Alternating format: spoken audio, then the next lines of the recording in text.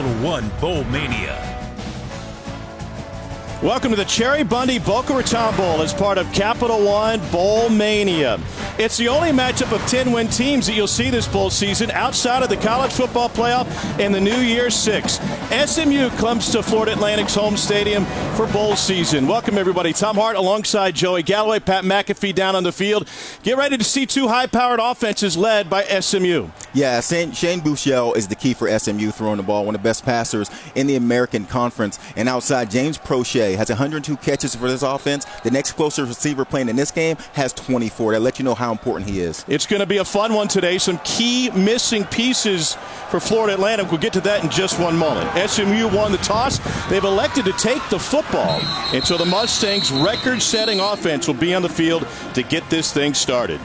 Let's go down in the field as we say good afternoon to a soggy Pat McAfee. How's it going? It's been raining, it's been breezy, but it's beautiful in Boca. Speaking of beautiful, this SMU team had a beautiful start. This FAU team, Conference USA champs, out some key players due to academic violations. D'Angelo Antoine, their number 2 receiver, number 3 receiver, Tavares Harrison out, Achilles Leroy out on the defensive side.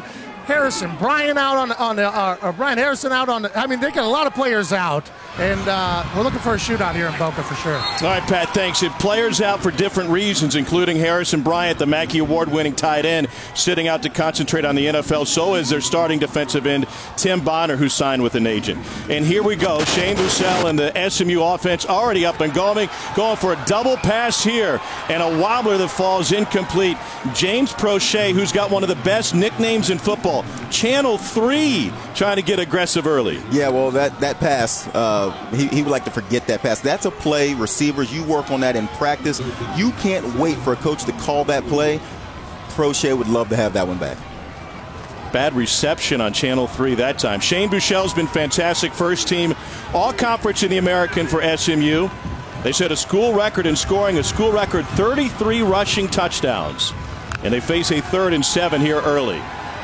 Buechele will go over the middle to Xavier Jones, their record-setting running back, and Rashad Smith in on the stop, and a big stop for FAU to force a 3-and-out in this first possession. Yeah, FAU getting off the field early in this game. If you're SMU, you're thinking we got to get off to a fast start. They're missing a lot of players who want to make a statement early. So as FAU getting a stop with the guys that they're missing, including their head coach and Lane Kiffin, who is also not here, to get off to this kind of start defensively is huge. Trevor Dembo, two-way player, also starting safety, will punt it away. Dante Kuzart back to receive for FAU.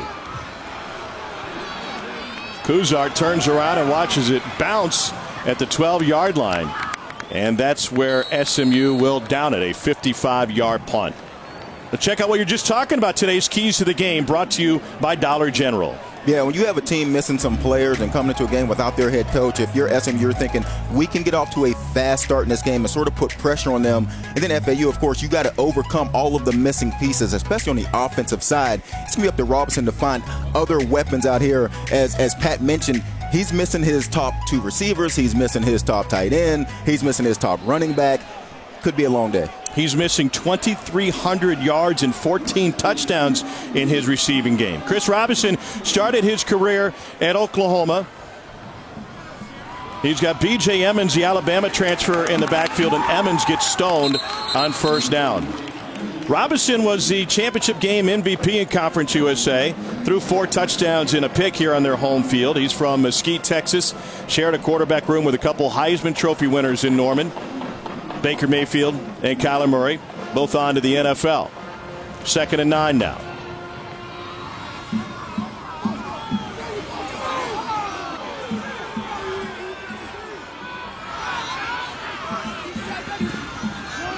Robinson hands it off, and still nothing doing in the run game. Patrick Nelson, one of a handful of transfers that have impacted this SMU program. He came in from Illinois.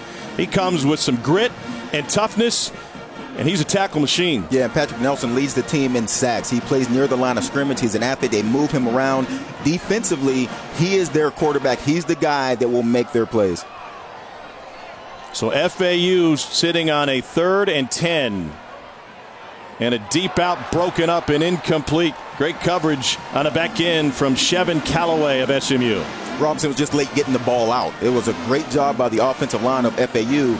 SMU leads the country in sacks, and they don't have a Chase Young. What they do is by team, they get to your quarterback, whether it's different looks, whether it's blitzes, but they do a nice job of getting to the quarterback. Give FAU's offensive line a lot of credit. Robinson had time to throw the ball. He just got it out late. But from a look standpoint, I'd expect the offense to come back to that play. FAU to punt it away. Both teams going 3 and out here in the drizzle by the beach. James Prochet set to return for SMU.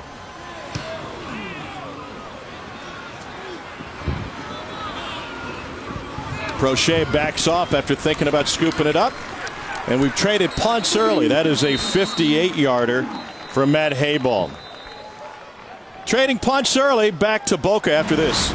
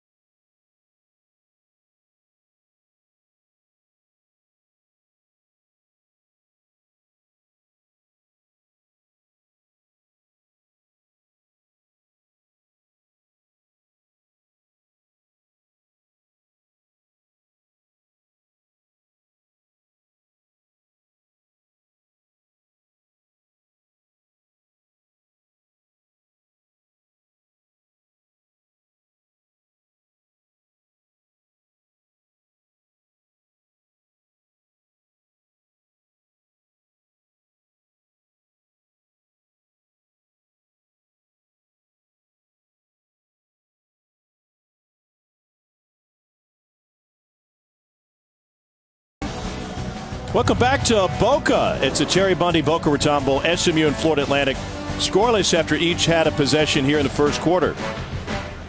It's an SMU team sitting on 10 wins in Sonny Dykes' second season. First time they reached double-digit in wins since the mid-'80s. They started the season 8-0, were as high as number 15 in the country before some late losses. And they've got the entire Metroplex fired up about what they're accomplishing on the hilltop. A little spin and an opportunity for Kamon Freeman, who picks up 2 yards. Head coach Sonny Dykes, a Texas Tech product. His dad, longtime coach in the Lone Star State. He said, I always looked at SMU and saw potential. And he's taken full advantage of that. Here's Freeman again on the ground, and Freeman has a first down for the Mustangs. Rashad Smith with the tackle.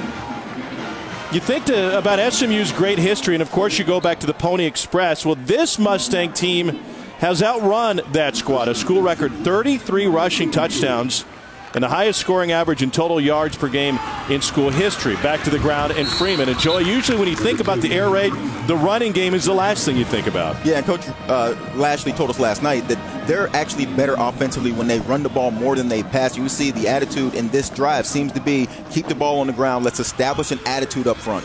And that's what they're doing on 2nd and 5. It's Freeman again, senior from Texarkana, Texas. Yeah, whenever Coach Dykes was out for that year at TCU, he wasn't a head coach. He said he wanted to assemble a new coaching staff. He said he wanted to get the run game just as efficient as the pass game. That's why he found Rhett Lashley from Gus Malzahn's incredible rushing attack. And it seems like it's been a match made in heaven for these Mustangs. He said, really, when you think about the air raid, it's a very simplistic offense and routine-based. And that's the same thing that Gus has established on the running side throughout his numerous stops and, of course, at Auburn. Xavier Jones now in at running back. He's been their leader back there this season. And Buechele to throw, and on the slant it's knocked away. He was trying to find Rashee Rice. Chris Tooley with the stop. Tooley is the best cover guy on this team. You talk to this coaching staff. Miko Dotson leads the country in interceptions, but it's actually Chris Tooley, as you can see, played the slant very well. No interference, knocked the ball away. He's the guy they trust man-to-man out on the island. This will be the 30th time this season SMU has gone for it on 4th down. They've converted already 21 of 29. 5th best in football. Rhett Lashley, the offensive coordinator, is a team playing with a lot of confidence in its offense. And then moving on the right side, and that might change the decision maker. Kyle Olson is our referee tonight.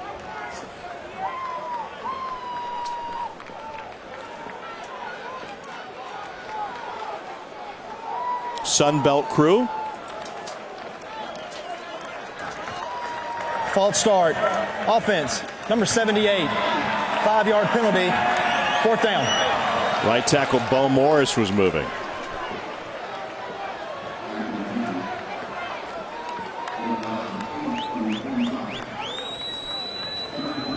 Dante Kuzar back to receive this one from Trevor Dembo. If he looks like a safety punting, that's because he is. He's Pat McAfee's newest hero. And this one punched to the left.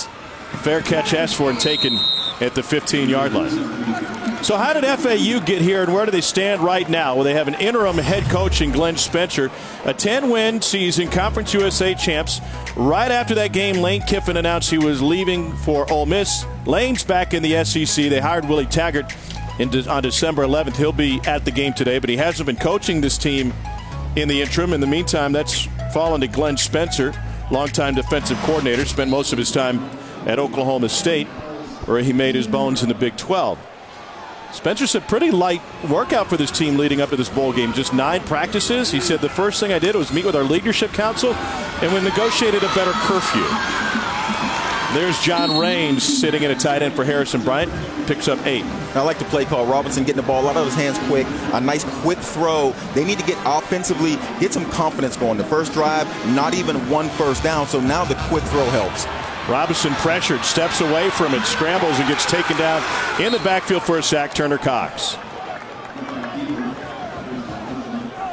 Robinson doesn't typically give up a lot of sacks because he makes one read and takes off running. In this case, SMU boxed him in. And this is their plan, is to keep Robinson in the pocket so they can get pressure on him.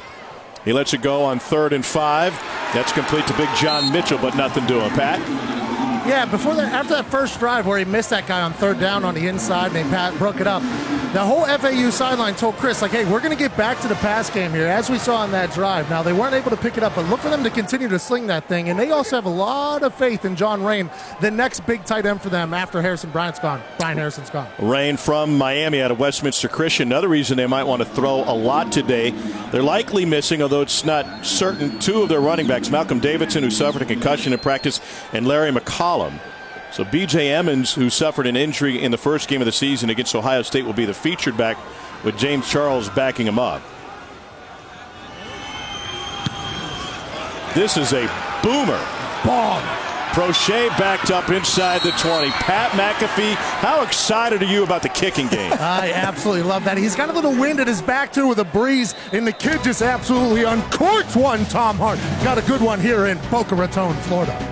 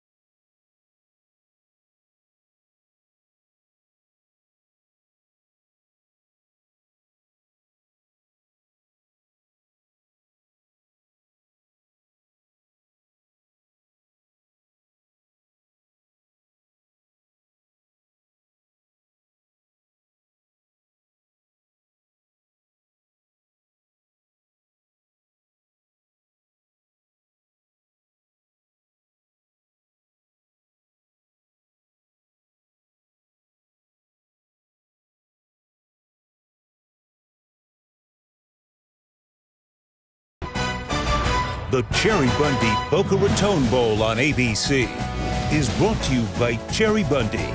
Good for athletes, good for you.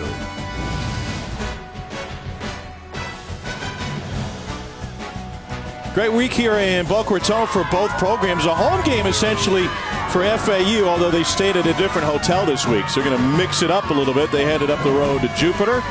So far, zeros on the board, which might be the biggest surprise of the early part of this bowl season. Shane Buechele, starting quarterback for SMU, lets this one go to the flat, and that's complete to Prochet, who tiptoes his way to an SMU first down. And FAU is going straight man-to-man. I think early in this game, they want to control the line of scrimmage, so outside it's man-to-man. We say how many times SMU can get Prochet the ball as he moves around from the slot to the outside, inside. They'll move him so that he can't be doubled. Buechele, started 3 for 4, a little pump and go, but there's no go except for the sideline. Remember, they talked yesterday big about P in 10. The first play of their possession has to be more than 5 yards. For grounding. There was a receiver in the area. Second down. Thank you, official. That was a great call. But that first play there to pick up a first down is massive for them. Had to go with the throwaway. That kind of ruins the tempo for them. Let's see if they can get back on track. It's interesting hearing Rhett Lashley talk about that as they go to Xavier Jones now, and the idea that even if it's an incomplete pass, it still gives him a better opportunity of eventually picking up a first down than no gain on a run. And a lot of times, if you let your quarterback throw the ball on first down, it sort of gets him into a rhythm. And sometimes for SMU, even if that's an incomplete pass, it still lets Buechele see the defense, what they're doing, and realize he had nowhere to go. He threw it away. Mustangs have yet to convert on a third down. This is 3rd and 8.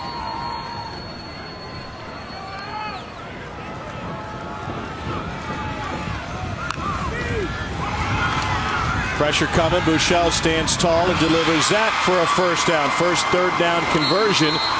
Myron Galliard, senior from Mansfield, Texas.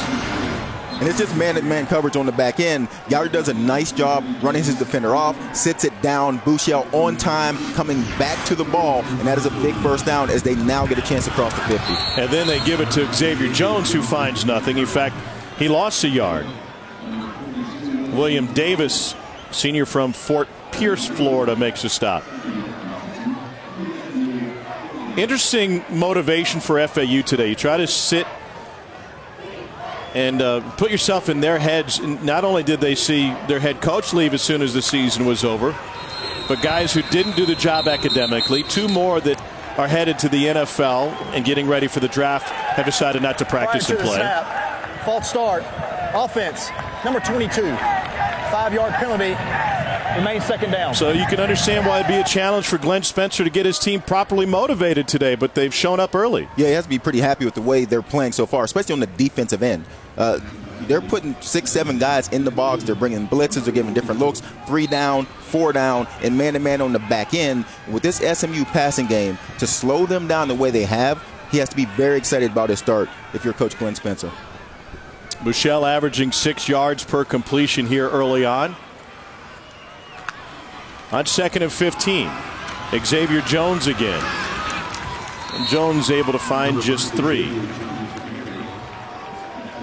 Jones is a 5th-year senior. He's from Spring, Texas. He's part of a recruiting class that came in from a commitment standpoint when June Jones was the head coach. They won just 2 games their first season, and they've turned it around to a 10-2 year this season. So there's 2 ways to think about this SMU resurgence. The first is to go back to the death penalty mid-'80s. Second is to appreciate what the senior class has done. What an opportunity for Prochet. He snagged it with the left for a 19-yard gain. They said Prochet has the best. Coach Lashley said Prochet has the best hands he's ever seen. And Rhett Lashley's been around. And to say that about Prochet says a lot, and Prochet just proved it. Another circus catch, and they're going to stop play before the snap to review this one. Jared Prochet has 13 career 100-yard games. Prior to the snap, replay notified us they would like to look at the previous play. The ruling on the field is a completed catch. School record 38 career receiving touchdowns for Prochet, and he is a Dallas kid that takes pride in this hometown and their production. Once again, it's man-to-man coverage, and you're talking about Prochet, a guy that runs terrific routes, gets his hand under this ball. It touches the ground here. I think it rolls. I got incomplete. I think it's incomplete.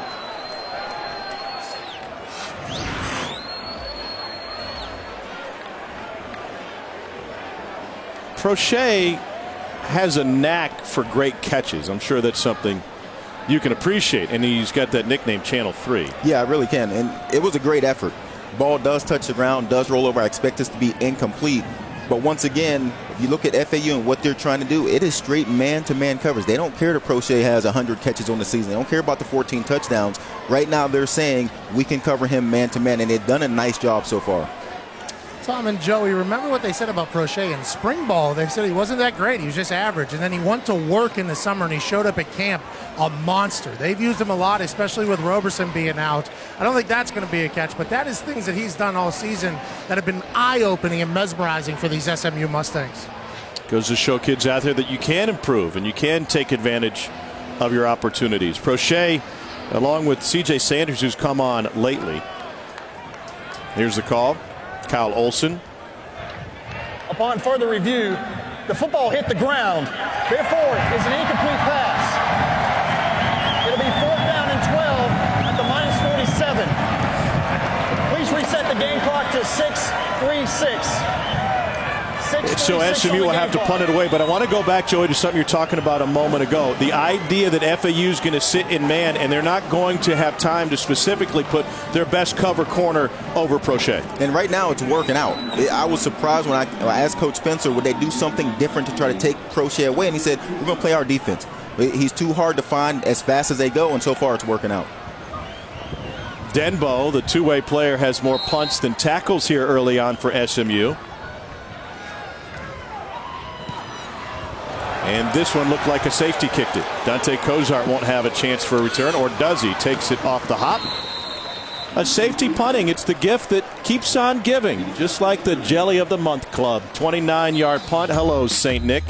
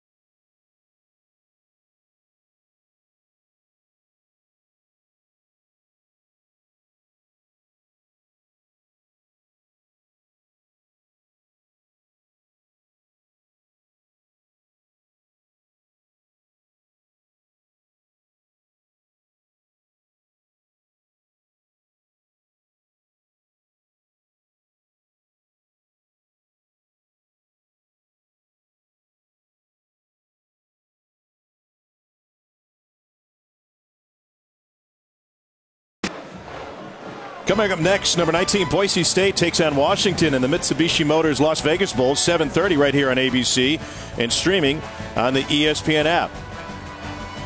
Boise State head coach Brian Harsin told our TV crew yesterday, he said he was shocked by Chris Peterson's retirement, but said, quote, "This game is made for TV drama." Meanwhile, Peterson, who's retiring after this game, said, "It's not about me, it's about the players." I respectfully disagree. It's about him. He's a former Boise State head coach. A burst up the middle and a first down run for B.J. Emmons, who started his career playing for Nick Saban at Bama. It's a gain of 14. And it's a great start for the FAU offense. Haven't been able to flip the field yet. This at least gets the goal line off of their back, and now they're at the 40-yard line. Let's see if they open up this offense for Robinson. Chris Robinson without some of his key receivers in this one. He finds his tight end, John Rain. The offensive coordinator is Charlie Weiss Jr. for this FAU team. He's been calling the plays all season. He said, yeah, we're missing the Mackey Award-winning tight end and Bryant, but Rain can do a lot of the same things that Bryant can do, and he's key in their RPO attack. On 2nd and 2, Emmons picks up the first down. You see the penetration into the backfield by the SMU defensive line, but a nice cut by Emmons. 1 foot in the ground, get upfield, get positive yards, move the chains, and now finally some confidence on the FAU offensive side. Tavares Harrison, D'Angelo Antoine, 2 of their leading receivers suspended due to academics. No matter here, they get it to John Mitchell. Then Mitchell picks up a first down, senior out of Tallahassee. Yeah, Mitchell's a kid that they talked about. They had 9 practices for this bowl game, and they said Mitchell was a guy that has stepped up and played well, and that was the outcut that Robinson missed earlier in this game. Comes back to it, throws it on time, and gets a completion. Robinson lobs one and almost intercepted, trying to find Brunson. Robinson a little impatient there, and because they've been taking the short passes, want to go downfield, not a great read.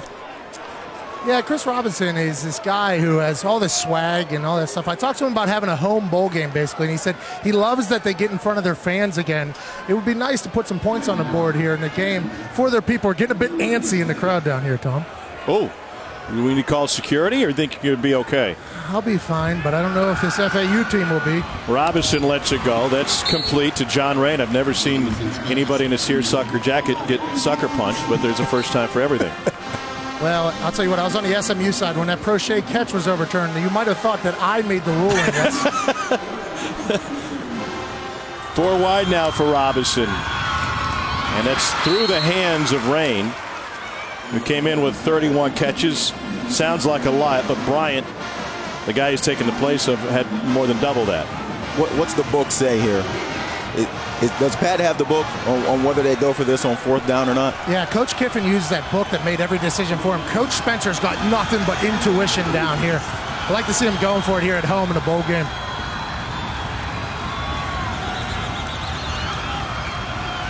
Pressure from the edge. They go over the middle, complete for the first down. It's John Mitchell again. And that's a great catch in this weather. With it being rainy, you wonder if it'd be a concern for the receivers being able to grab the ball. But Mitchell reaches out, snatches his ball out there, and the slant route is as important as any other route to this offensive FAU. First one we've seen them hit today. We'll see if they continue to go to it.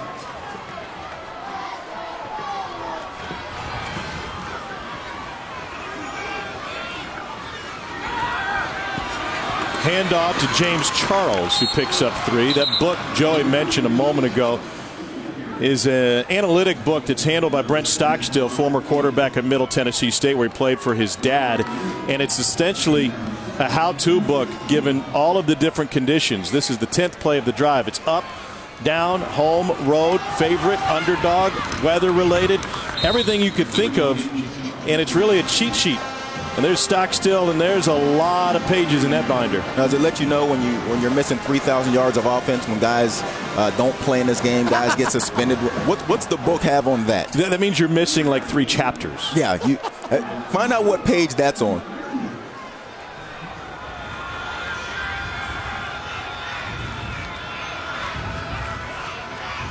On 3rd and 4, little razzle-dazzle, and they're able to swing it out to Willie Wright. And that's good for a first down for FAU on a gain of 8. Coach Charlie Weiss told us, the offensive coordinator, they would try to stretch the field, go sideline to sideline, and see if they could make SMU run. A great play call, outflanking the defense, and you make one guy miss, and you move the chains. On first and goal, to the ground and to the goal line is B.J. Emmons, but stopped just short. It was a season stop short for B.J. Emmons. Second play of the season, had his ankle broken at Ohio State. He's back, and he is in the end zone for an FAU touchdown.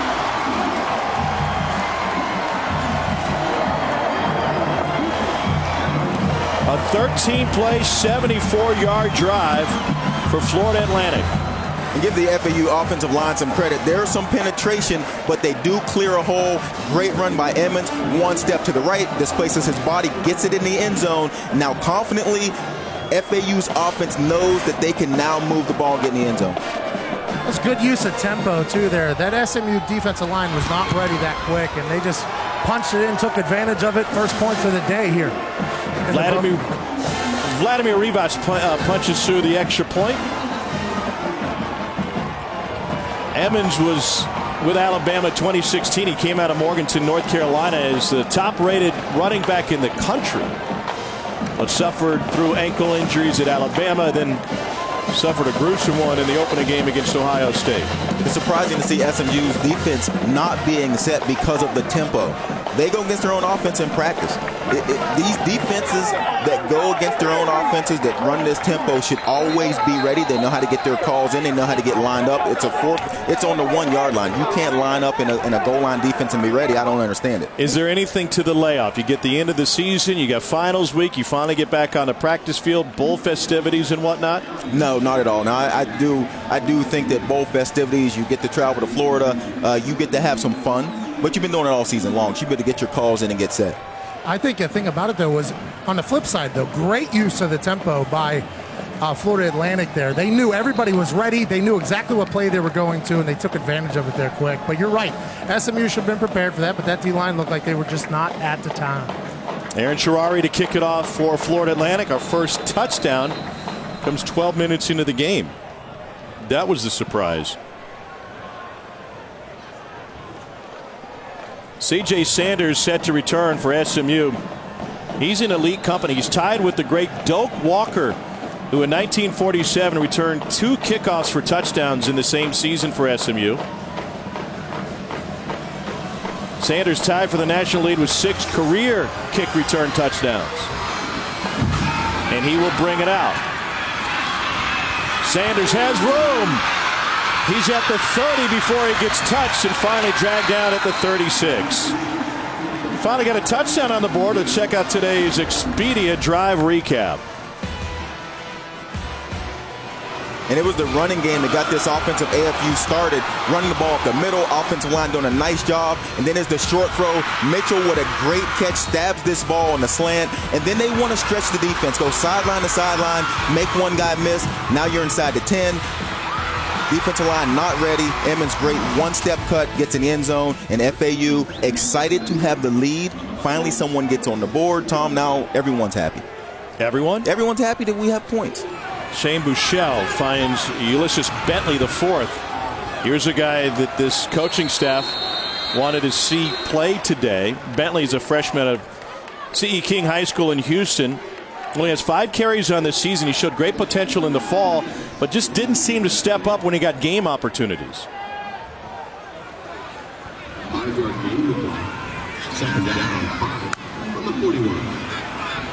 On 2nd and 5, Bentley meets Jose Barnwell.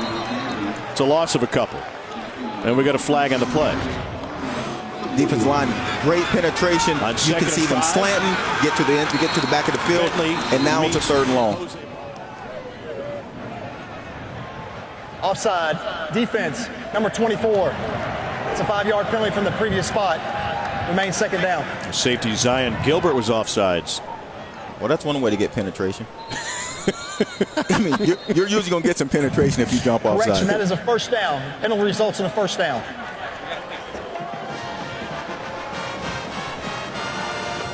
Shane Buechele has yet to find his rhythm in this game. He started 4 of 7 Please reset the for game just clock 37 to yards to this 2:36. point. 2:36.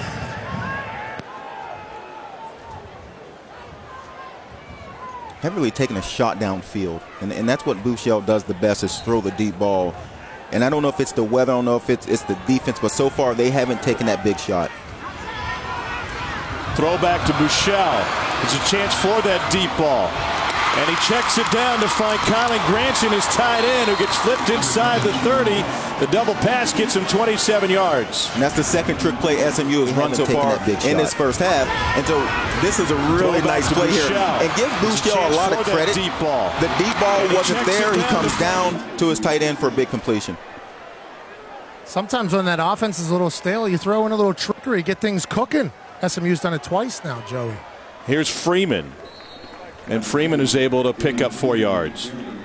And Pat, I think it's interesting, something you mentioned earlier, that the SMU offense wants to complete a pass on first down, but they've run the ball a number of times today, and they haven't been able to get things going. So you wonder if running the football right now is sort of keeping them off rhythm.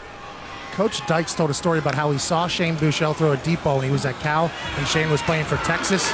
And he thought, man, that was one of the most beautiful deep balls I've ever seen. Just like you said, they haven't done that yet, but I assume they're sitting on it, waiting for the right time. I think they're kind of feeling out the weather right now. The wind is going right in their face, so let's look for it in the second quarter maybe. On 3rd and 1, they'll go straight ahead with Freeman, and Freeman maybe didn't get it. Obviously, the yellow line unofficial. The mark looks like it's a foot short. They've already gone for it on tried to go for it on 4th down earlier today before an offsides penalty. They'll leave the offense on the field here regardless.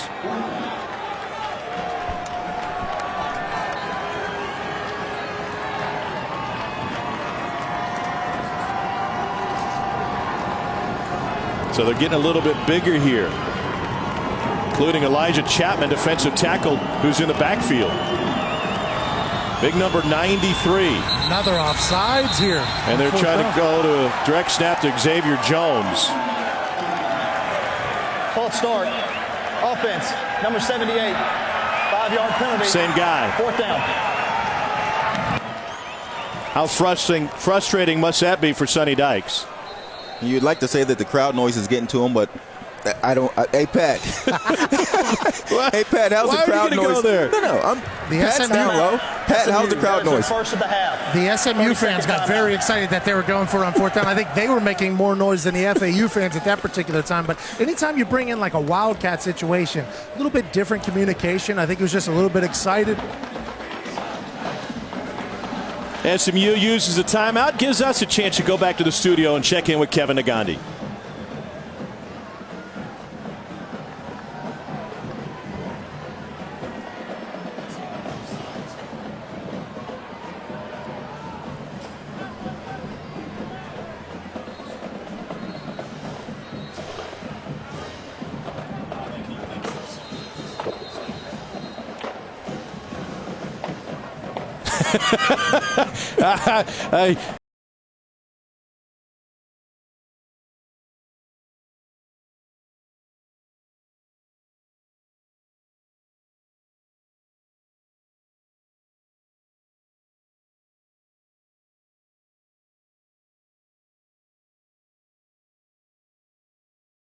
Down in the trenches. I mean, I don't know how you would call that. I mean, the officials behind the defensive line, unless they're really loud, I don't know how that happens. Watch the ball. I just asked the sideline there. I just tried to eavesdrop a little bit. Molly McGrath told me I'm a professional eavesdropper. I guess they've been clapping and doing things to draw them offside. You're 100% right, Tom Hart. That is what Coach Sonny Dykes is losing his mind for down here. He just told this sideline ref, do your job, is what he said. Wow. I said the same thing to Joey in our production meeting last night when I wanted him to pass me the chocolate cake. Great hotel. Kevin Robledo lines up for the field goal, and that one goes wide right.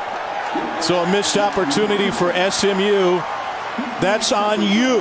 That's on you. And Sonny Dykes, you don't have to be a great lip reader to figure that one out. Not happy with this Sunbelt officiating crew. Thinks they cost him the possession earlier in this game, and they cost some points on that drive.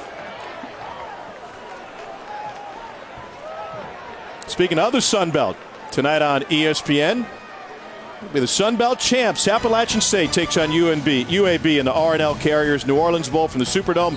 9 p.m. on ESPN and the ESPN app.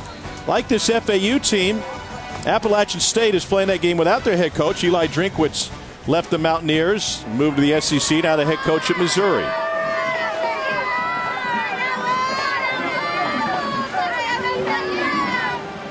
Under a minute to go in the first quarter. SMU hasn't been held without a score in the first quarter all season. Coach Dykes is not happy. Getting tricky here. Willie Wright trying to turn the corner. And he's able to cut it upfield for a gain of 6.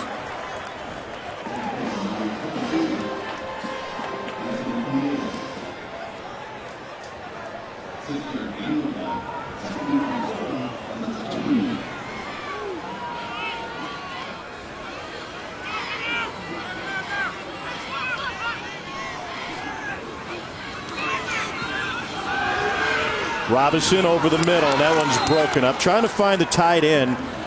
Rodney Clemens on the coverage. You feel like FAU is concentrating and being too aggressive trying to go to John Rain? I don't think so. I like the play call. They like to run the slant. Robinson was a little late with the football coming out.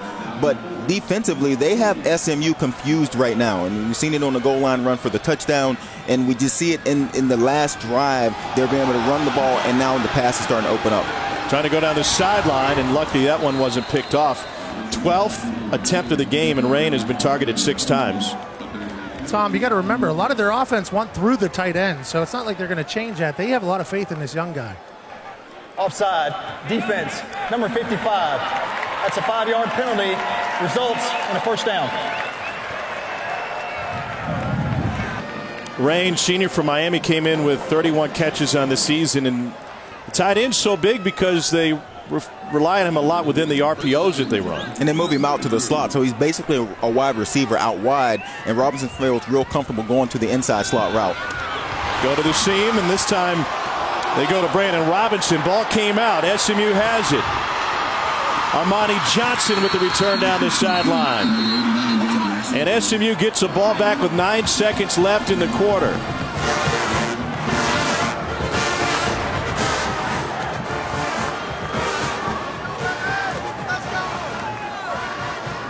But that is close. Run that back to see if his knee was down. It is a lot closer than it looked live. I thought it was definitely out.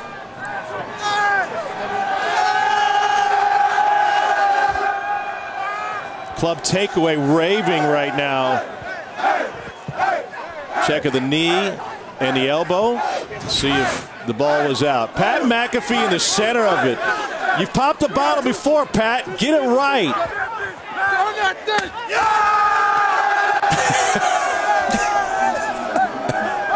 I don't know what's happening, but I love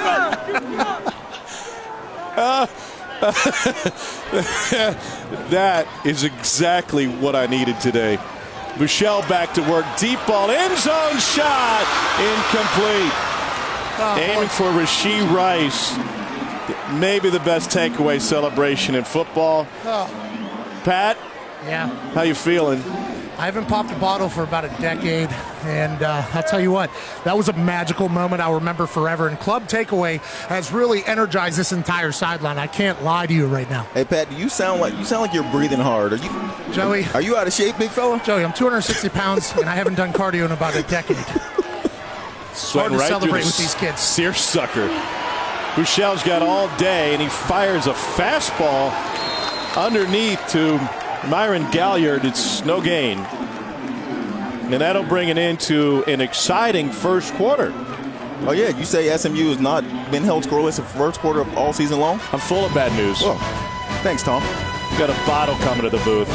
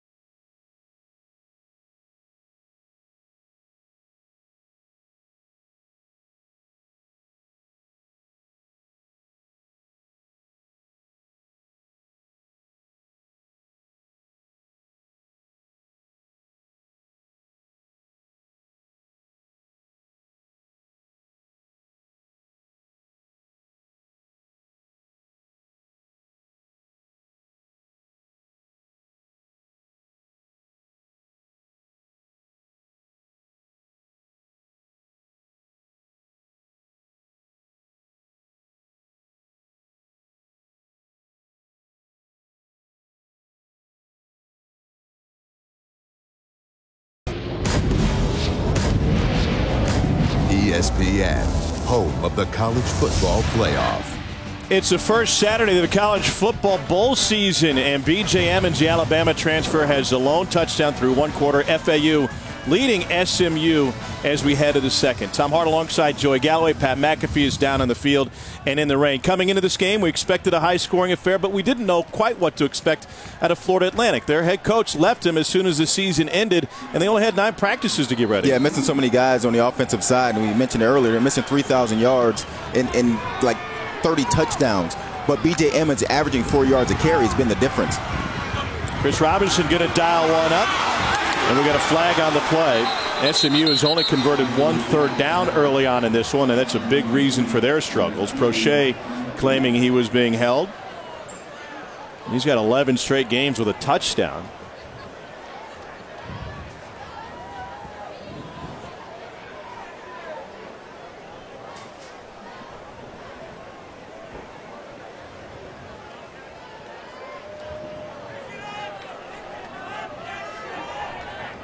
Pass interference, defense, number 9.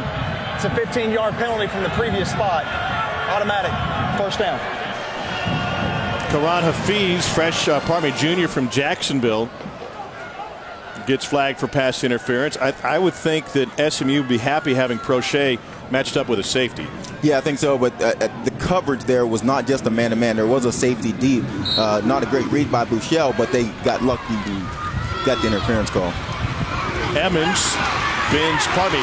Jones spins his way inside the 10. Great job standing on his feet. And a first down run, and the Mustangs knocking on the door. And we got some pushing and shoving afterwards because Nick Dennis had his helmet pulled off. And he's probably not too pleased. There was no flag on that interaction. If there wasn't, Dennis has to come off the field for a play. We do have a flag, pardon me.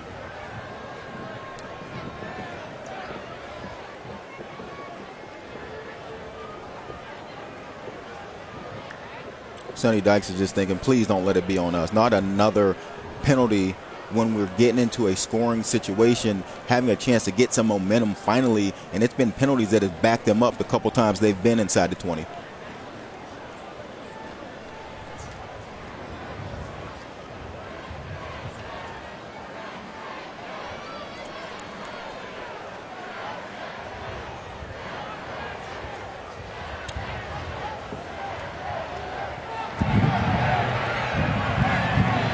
After the play, unsportsmanlike conduct, FAU, number 92. It's half the distance to the goal, automatic, first down.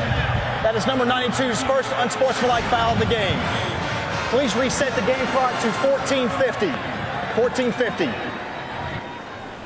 Marcel Southall, this is not how you're supposed to finish a play. You can't rip a guy's helmet off. No, you got to leave the helmet on. You got to keep your hands off. Interesting enough, it wasn't the official standing next to the fight that threw the penalty. The penalty came from an official that was back by the line of scrimmage. Buechele goes to the end zone. Back shoulder went off of the back of James Pierre.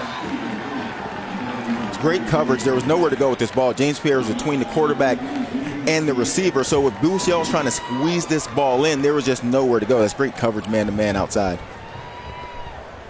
Pierre's a guy that's been matched up with Prochet often when they've gone man. And he'll find Prochet in the slot here. Second and goal. Buechele will leave the backfield. This is Xavier Jones to take the direct snap. Jones with one cut. Takes it near the goal line, but just short. I've been impressed with this defensive line of FAU. They've established the line of scrimmage pretty well up front, and they're slowing down the run game of SMU, which we know the run game and Xavier Jones is what they want to do once they start getting the pass game going in this game. Because they've been good on the back end, they're good on the front end. There's just no rhythm to what SMU is trying to do offensively. Third and goal for the Mustangs. Jones again taking the direct snap. And Jones running left side is in. Touchdown behind the defensive tackle. In the backfield for the second time, Elijah Chapman, and a flag on the play. Offside, defense, number 55. That penalty is declined. The result of the play is a touchdown. 22nd rushing touchdown of the season for Jones. It's a direct snap. They want to get an extra blocker in there because FAU's done such a nice job at the line of scrimmage. They bring in an extra blocker, great blocking up front. Xavier Jones gets in the end zone. Robledo punches through the extra point, a 6-play, 29-yard drive to tie the score. Kick off your NFL Sunday with a special NFL Countdown live from Philly before the big Cowboys-Eagles matchup. Catch Countdown tomorrow at 10 a.m. on ESPN and the ESPN app. Then Monday night, the Packers can clinch the NFC North with a win over the Vikings. Only problem, Minnesota is undefeated at home this season. Coverage kicks off at Eastern on ESPN. How's Booger's golf game? Very average. Very, very average. He'll be texting me shortly. But the key to Booger is if you ever put like more than $2 on a hole, he crumbles. Weak. Very. Len Spencer, the interim head coach for Florida Atlantic, taking over for Lane Kiffin, who didn't take much of the staff with them to Ole Miss. Willie Taggart is on his way in as the new head coach after an abbreviated season at Florida State, and he's had a busy weekend traveling through the Sunshine State, making his way here to the game today. Miko Dotson and James Pierre back to receive this kick for Florida Atlantic.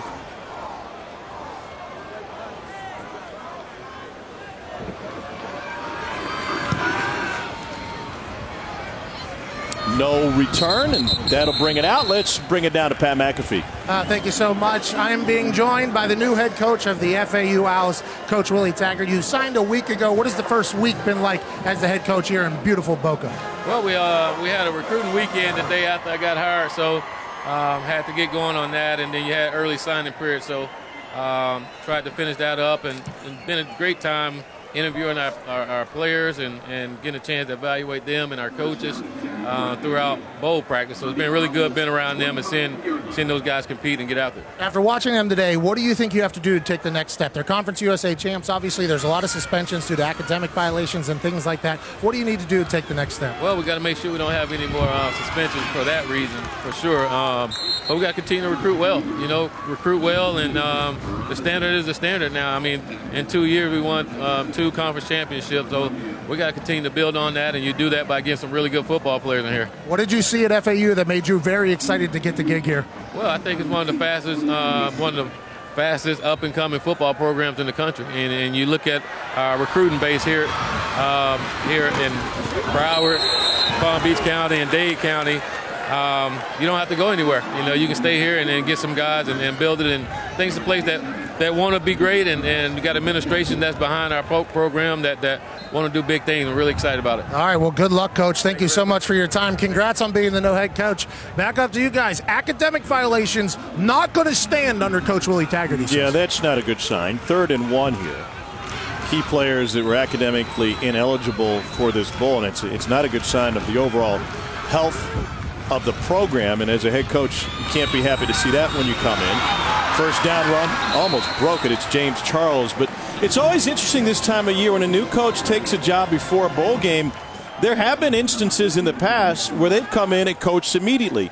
And you don't have to look far to find it. Just across the field, when Sonny Dykes took over after Chad Morris left SMU for Arkansas, he said, why not coach the game?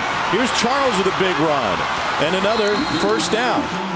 And Sonny told us yesterday, he said, I really felt like that got me a leg up on our offseason, working with my strength coach, knowing what we need to accomplish, knowing exactly how to hold our guys accountable. It didn't do much for my reputation at the time. We didn't perform well in the bowl game. Robinson's going to sling one again. Open down the sideline, but incomplete. Trying to find Willie Wright. Why do you think we don't see more coaches take advantage of that opportunity to coach a bowl game right after they get named? I can't imagine a coach doing that. Sonny Dykes pulled it off. Didn't go well, but how could it go well? I mean, he's coaching kids that have been on a team and in an offense doing some things all season long. So every person out there knows more than he does. So it'd be surprising to me that coaches would ever step in and coach a bowl game. Yeah, you don't see a lot of coaches do it. Coach Dykes said it was a good for him instead of a bad for him. I understand how everything was going. I think a lot of people spend that time recruiting, but Coach Dykes said he would never do it if it was his first time being a head coach. He was an experienced one, and that's the only reason why. FAU keeps it on the ground, and they got nothing doing. He said he learned early on that when they were replacing Chad Morris and his staff, that was a staff that had invested heavily in relationships with the players. And he said when a coach leaves, I felt that my guys, my interpretation is that they felt heartbroken, they felt abandoned, and I needed to show up for them and start building that relationship early. And that has resulted long-term in an incredible turnaround for this program. Part of a turnaround that was started under Chad Morris, and now a 10-win season for Sonny Dykes here, looking at perhaps win number 11, something that hasn't been seen in a long time in this program. After a couple of shots, FAU's going to punt it away. If you're SMU, you're lucky to get away in this drive without FAU getting a touchdown. The shot was wide open. The ball was dropped, and then they get a penetration and make the offense lose 4 yards on the third down. So SMU is excited to get off the field in this situation. Now, offensively, they just scored last drive. Can they continue that momentum? Third punt of the game for Matt Hayball. A knuckleball that takes a sharp right turn and goes out of bounds at the 2-yard line. 42-yard punt.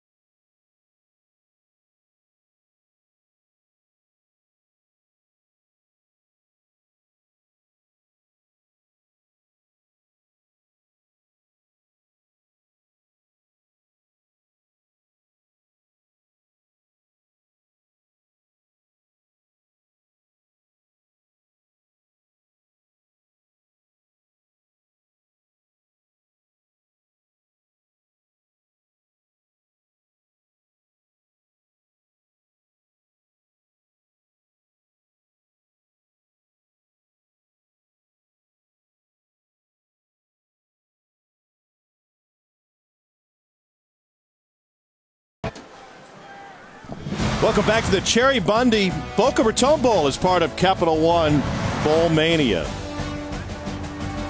You're not allowed to take that home with you, Joey, as much as you might want to. I like that little guy. Well, SMU has turned it around. This is since 1989, of course, coming back from the death penalty over the years. 6 wins, 8 wins, the best they've been, and finally now a new benchmark sitting on 10 wins, trying to get to 11 with a bold victory here.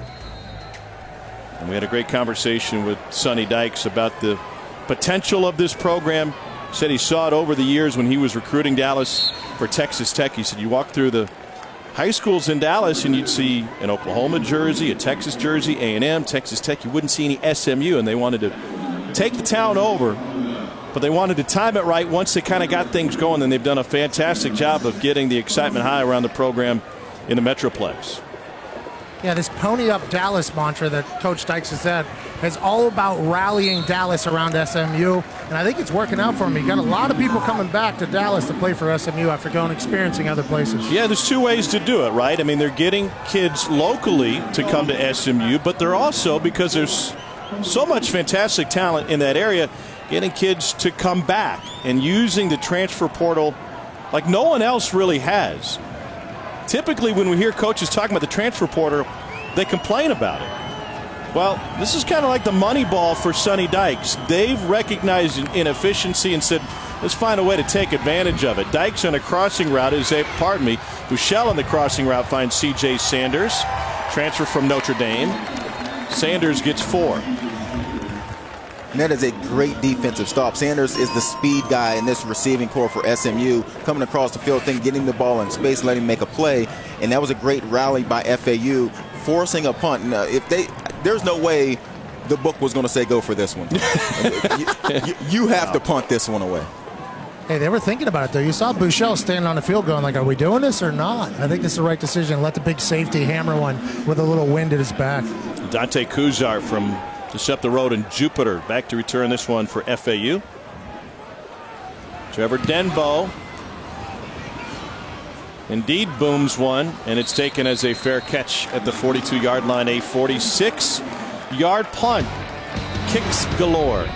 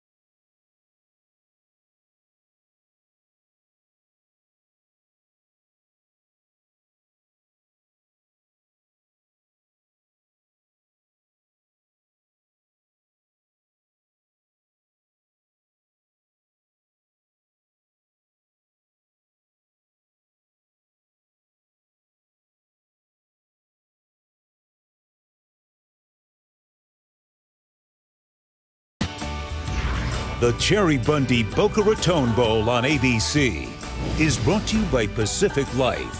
150 years strong. Protection and retirement solutions for your future. That's the Gumbo Limbo Nature Center. It's a sea turtle rehab facility. They treat nearly 100 sick and injured sea turtles each year. It's over between the ocean and the Intercoastal Waterway, just a couple miles away from here. They've got more than 1,000 local fish in there. Gumbo Limbo, by the way, is a wind-resistant tree, perfect for this area. It was a little bit breezy on the beach today. Did you make it down there? I didn't. We're only 1.8 miles away from the beach. How'd you know that? On the other sideline over there, it let you know, 1.8. I thought maybe you had your shooter out here and you were taking a look at exactly how far it would take to get there. It's about a 3-club win today. Back to work for Chris Robinson and his Florida Atlantic team. FAU in the red jerseys, SMU in the white. That is correct. That's why with that pat down low so he can verify the color of the jerseys. Over the middle, complete. Good hands by Willie Wright and a 16-yard gain. Once again, there's the slant route. Eventually, that route in the slot turns into that inside fade, but right now, SMU giving up the slant, and Robinson is taking it. Robinson pulls it back, trying to go right back to it, and we got a flag flying in from way back, and they're going to get Chevin Calloway.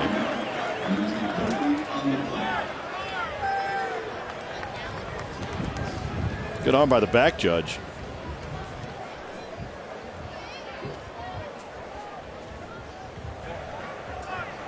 Pass interference. Defense, number 11. The ball will be placed at the spot of the foul. Automatic, first down. Would you go to it again? It's been working for them, and they've been all season long very good at throwing the slant route. And as long as SMU is going to give it to them, they're going to continue to take it. Now, eventually, whether it's the rest of this half or in the second half, they're going to take that shot from the inside slot, running the fade route, which is the play they run off of the slant. This time they give it up to B.J. Emmons. Emmons is able to pick up 3. He is the lone touchdown of the game for Florida Atlantic.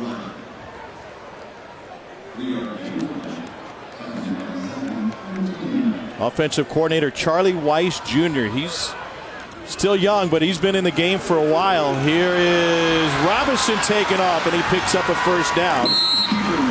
Weiss has been calling the plays all season for this Florida Atlantic team. First under the direction of Lane Kiffin, and now strictly on his own today. He first started as an 18-year-old when his dad, Charlie Weiss, you may know the name, of course, was the offensive coordinator at Florida. Flushed. Robinson has to make a decision on the run, and he'll scramble out of bounds at the 20. Charlie Weiss Jr. is a bright future in this game. Seems to have an offensive coordinator position already locked up at his next stop. Where's that, Tom? Well, you want to believe Twitter? Yep. Our friends at Coaching Scoop said he'll be with Jeff Scott at USF calling plays. That's a pretty good offensive combination if it comes to fruition. Good team there, especially with a good brain. Charlie Weiss Jr. gets some things going. I think you have to be very impressed, though. A lot of weapons out here, and this Owl offense has still been able to move. Lots of Chris, lots of Charlie Weiss Jr., and also Coach Spencer for rallying the boys. Robinson swings it out to Emmons, and he lost his helmet. And Robinson's a one-read quarterback. He'll take a quick look to the side he's going. If it's not there, drop the ball off. He doesn't get sacked a lot because he takes off running, gets out of the pocket, gets the ball out of his hands, and it's getting chipped. Yep. Football is supposed to be played like this. You like it? Yeah. You're supposed to be played. You get hit, you get up, and you let the guy know that didn't hurt. Emmons let the other guy know, Robinson, that he was not good at football, but he said it much differently than I did. What did he say, Pat? Oh, there was a couple of expletives and some things about a family member. Shot to the end zone and a hard hit right at the 1. Range got it, and it'll be first and goal after a pickup at 15. Got tackled by the punter / safety, Trevor Dembo. Tempo again down here. And quickly into the end zone is James Charles, and Florida Atlantic reclaims the lead. You talk about Charlie Weiss. He deserves a ton of credit for what he's been able to do with this offense. They're playing with a lot of confidence. Robinson going down the field to get this ball to the 1-yard line. He rarely comes back across the field once he makes his read. This time he knows he has John Rain coming across on the flat route, gets it in there to the 1-yard line, and then they jump on the ball. Defensive SMU not set once again, and an easy run in for a touchdown. Point after is good. A 7-play, 57-yard drive. The shot to Rain got him at the doorstep, and they're able to punch it in with Charles.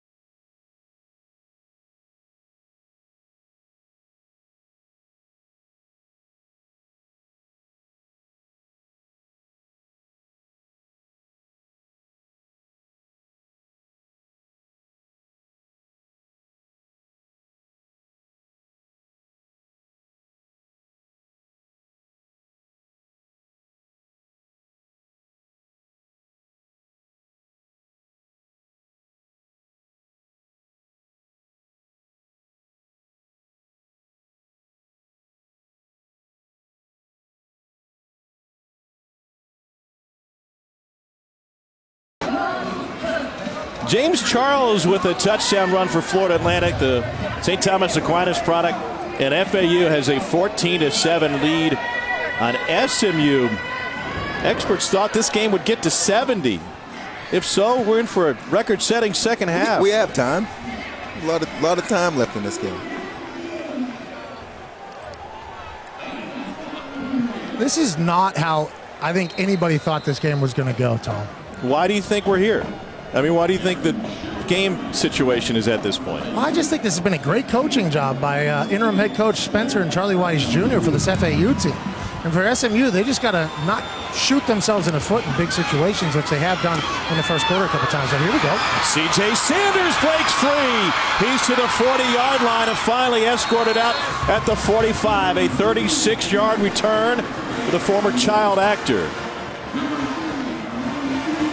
The Bull Challenge Cup standings brought to you by Progressive is underway. Let's take a look at who won last year's challenge. Progressive Bull Challenge Cup awarded the conference that has the highest winning percentage in the postseason. Conference USA won 4 out of their 6 games last year to take the title.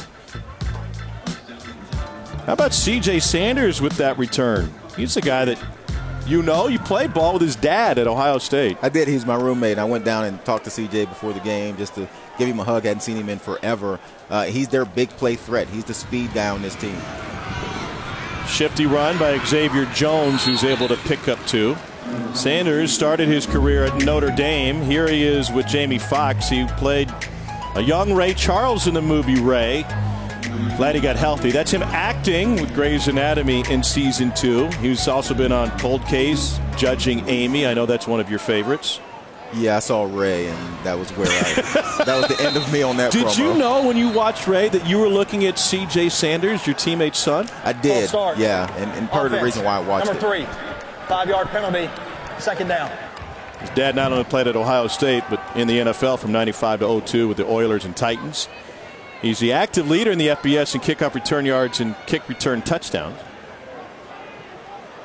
And he's had an opportunity late in the season. When they lost Reggie Roberson, their record-setting wide receiver, Sanders has stepped up nicely. Buechele is able to find Kylan Granson, the Rice transfer. Only had 2 catches during his career at Rice. He already has 38 catches at SMU.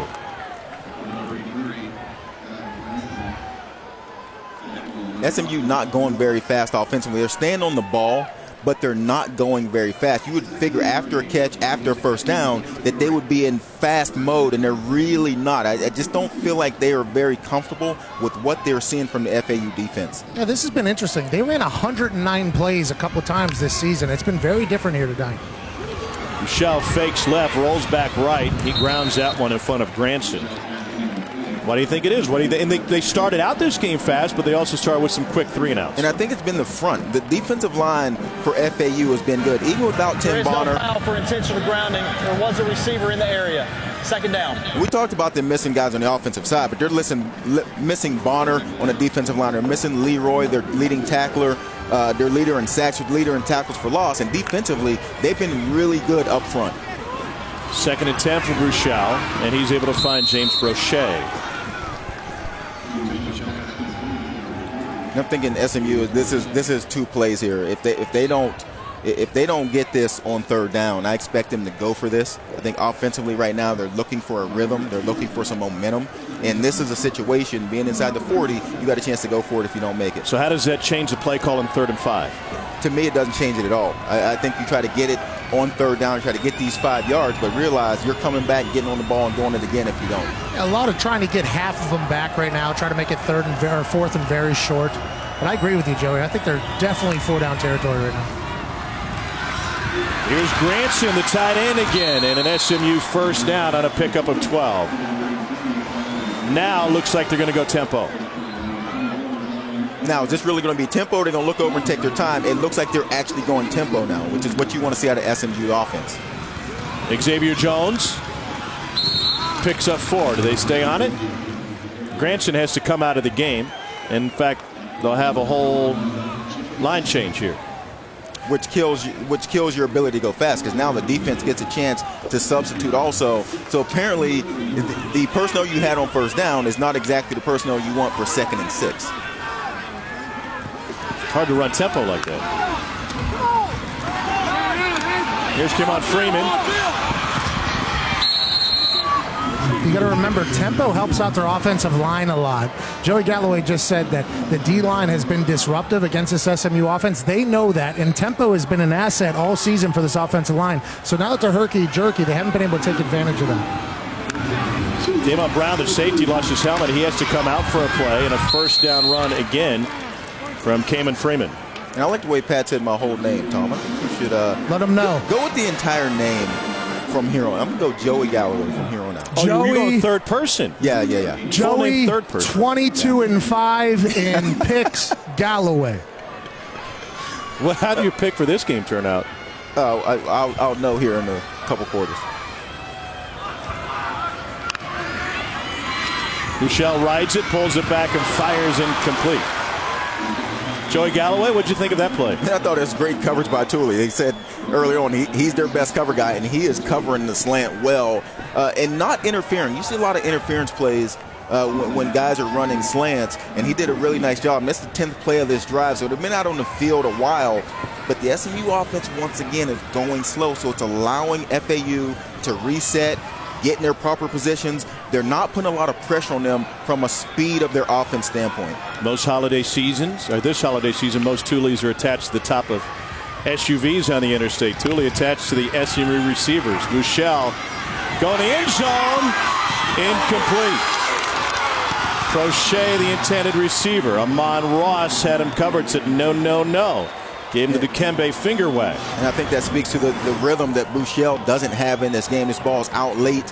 He had the corner out, man-to-man coverage. That's what you want in this system. And it, again, great man-to-man coverage outside of Amon Ross in between the receiver and the quarterback. But it is the rhythm of Buechele that is the problem on that play. Buechele came in top 10 in several passing categories in the country. Play took a while to develop. He's able to sling it complete as he finds Granson again. Now, if I'm SMU and Sonny Dykes, I'm kicking this field goal here. It looks like they may stay on the field, but I would be thinking get some points on the board and get it to 14-10 before we go into the half. See the numbers on Buechele. He's only 11 of 19. Pat? They are not thinking like you, Joey. No, we'll see who's right here in a second. But Pat, what are you thinking? Would you kick it here? They missed one in the first quarter, so they probably have that in the back of the mind. I would take the points, but I also like that it's a bowl game. Let's let it all hang out. Might be a timeout here, too. Yeah, Coach Dykes just took a timeout. And Buechele gave away the play. He was going to go wide, and they're looking at another direct snap to Xavier Jones. SMU will discuss it, looking at a 4th and 3.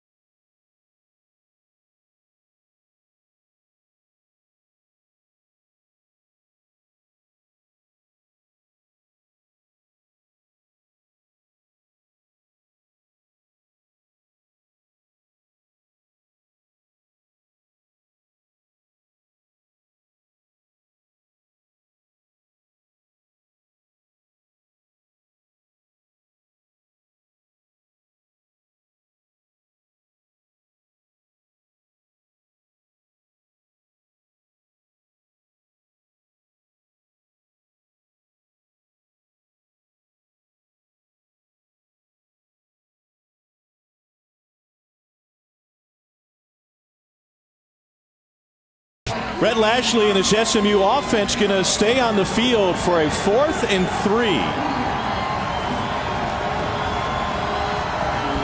Shane Buechele, the quarterback, the Texas transfer, has led the Mustangs to 10 wins, but they've been held in check this afternoon by FAU. Buechele rolls, fires, and that is right at the marker for a crochet. They say first down. Talk about knowing where to run your route. Man, that really is right at the marker, but he apparently called a first down as soon as he called it. Pat, you got a better view for us down there? How's your angle? I think they actually spun him a little bit further back than he actually was, but it was a great job by Prochet catching that ball, getting a first down, and moving the chains here, but it looked very close to me. Nice little sprint out there for Shane Buechele, by the way. They'll send Buechele out, and Xavier Jones will take the direct snap. Looking for the left side, and he's down to the goal line and just short. That's the same play they scored on last time they scored a touchdown. They bring in the extra blocker, and I think it's because FAU's defensive line has done such a nice job.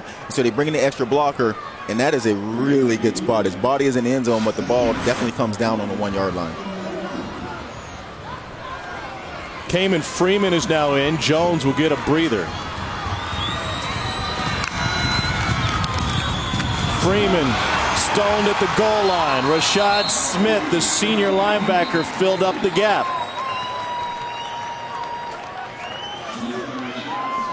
And we've got a flag on the play on the near side, down by the pylon. Offside. Defense. Number 55. Half the distance to the goal. Main second down. 2:21. Damian Horton, so they'll go half the distance. Please reset the game clock to 2:21. 2:21. Thank you. Got less than a Nike to get it in. Back to the direct snap again, which I was wondering if they were going to, because it's worked well for him so far down by the goal line. Jones again will go left. Barely got touched. Touchdown SMU.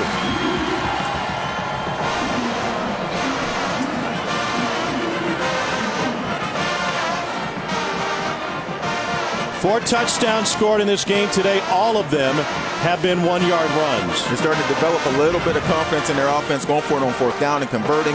And now direct snap back to Xavier Jones once again. And this play, running off the left side, has worked well for SMU. Tight end Granson had some big catches on that one to extend the drive.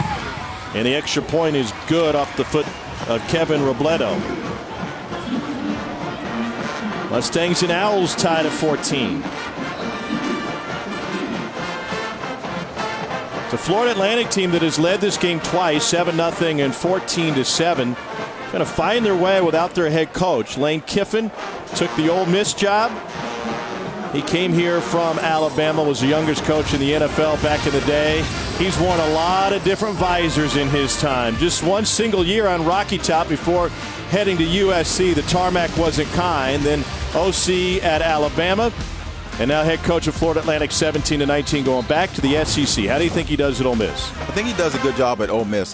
He's done well wherever he's been. He's found a way to be successful, turning around FAU in a heartbeat and getting this team back to winning the Conference USA. So now Ole Miss comes knocking, and they're a team that has they need to build. They're a talented team. They don't win enough games in the SEC. It's going to be a little different trying to win the SEC, as is it a little different than trying to win Conference USA, but Lane Kiffin's been in the SEC before, so he knows how to navigate it. And that's an Ole Miss team that is loaded with skill position talent right off the bat, so it'll be interesting to see what they do offensively.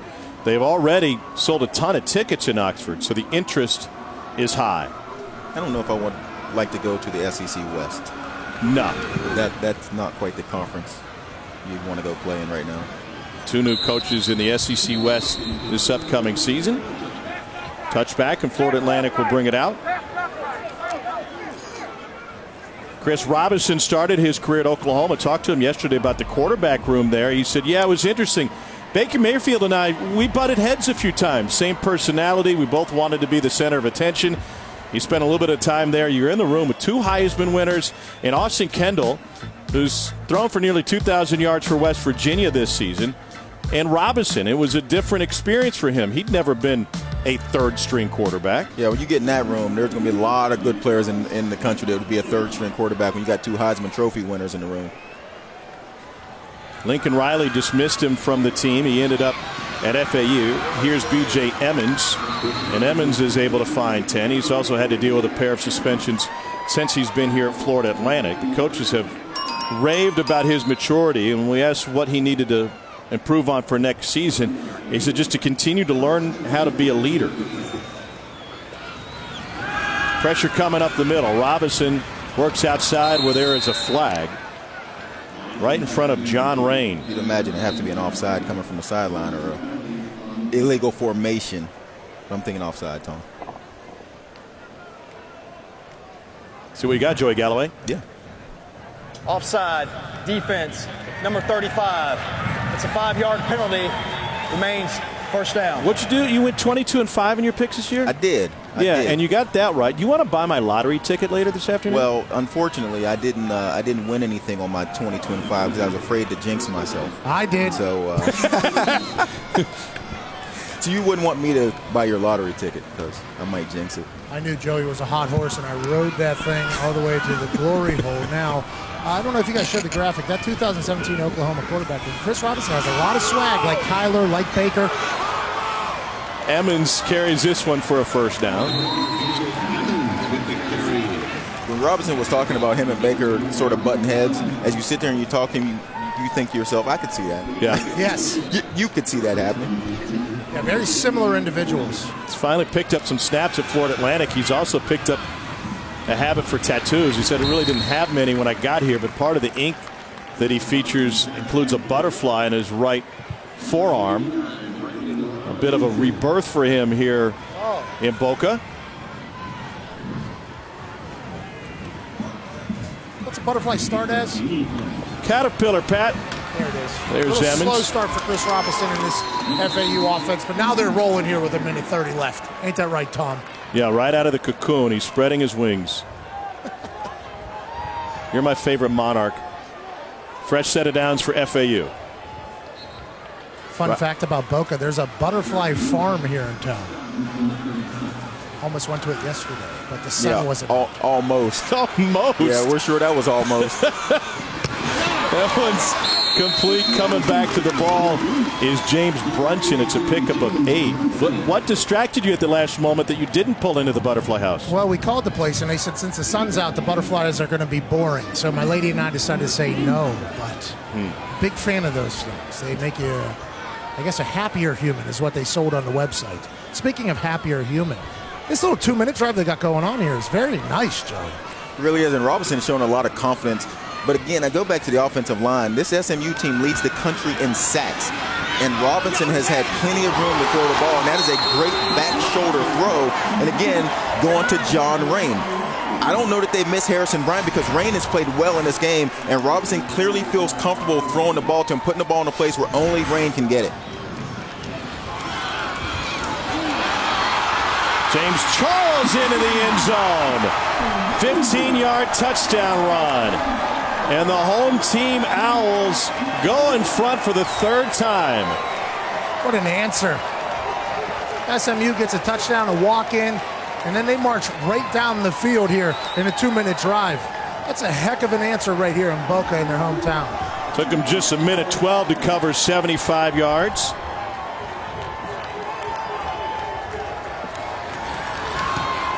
Extra point is good from Rivas. Let's take out today's Cherry Bundy playbook. And again, FAU getting this offensive line up front going. They're going to all slant this way with their blocks. And then running back is just going to come back across. And once again, now can we make one guy miss? 50 has a chance in the hole. Then you make the safety Denbo make a miss, and you get this ball in the end zone. Physically up front, FAU looks like the better team on the offensive line and defensive line, and that's an area where all season long the offensive line was not the strength of this offense, but they have been today controlling the line of scrimmage. Great job by Jeff Nord, the offensive line coach here with FAU. So proud of his guys, pointing out Junior Diaz, his center, 2nd-year grad student. They found an extra year of eligibility for the Tulane transfer. Nord's been around a lot of great centers, including 3 Remington winners, Ryan Kelly and Barrett Jones at Alabama, Jonathan Luigs at Arkansas in 07. He said of all the Remington Award winners that have been around, Diaz is the best pass blocker I've ever seen at center.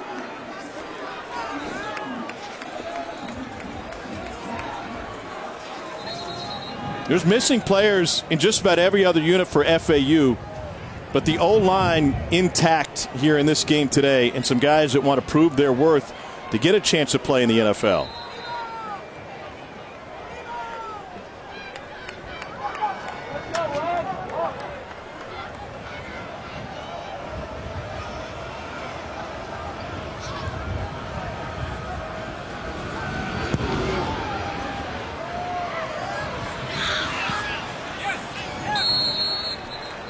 Minute to go in the first half. Stay tuned.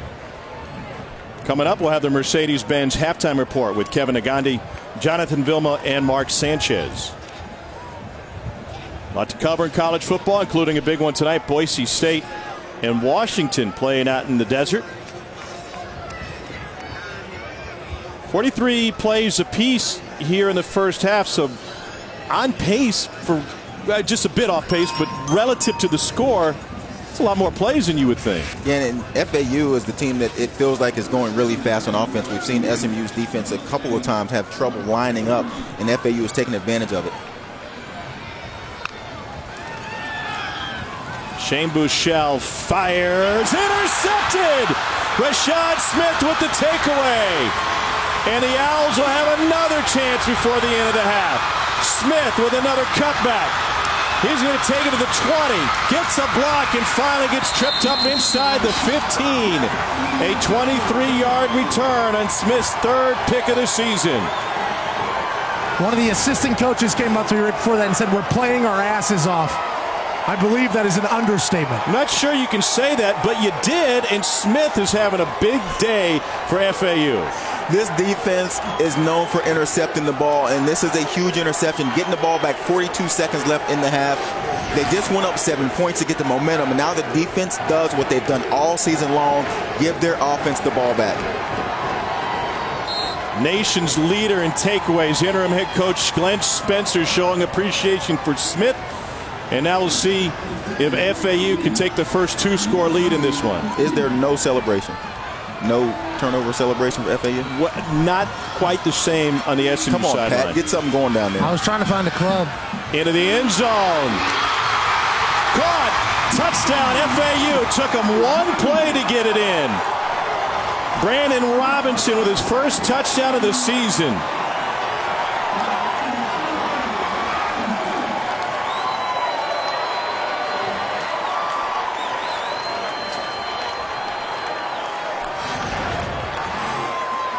Robinson 6'4". And you can just see Robinson just lay this ball back, let Robinson go up, lose his length, bring this ball in. FAU thought they could attack the safeties of this SMU defense, and so far taking this 2-score lead right before the half. How about the momentum they will go into the locker room with if they can just get through this next 36 seconds without letting SMU flip the field.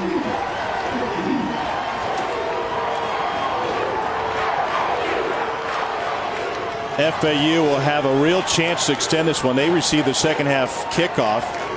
It's the most points allowed by SMU in the first half all season. You have to talk about how this team loses their head coach, lose 4 of their stud players, and here in the bowl game, they get punched in the mouth there with a walk-in for Xavier Jones, and within a minute, 10 seconds here, 2 touchdowns? This has been nothing short of impressive out of these FAU Owl team. 9 practices, and throughout those practices, a lot of the third-string guys got reps. You wondered what the concentration level was going to be. There's a turnover chain. That's some bling. Oh, we got some? Oh, there we go. That's for touchdowns, not turnovers. Well, at least they're celebrating something.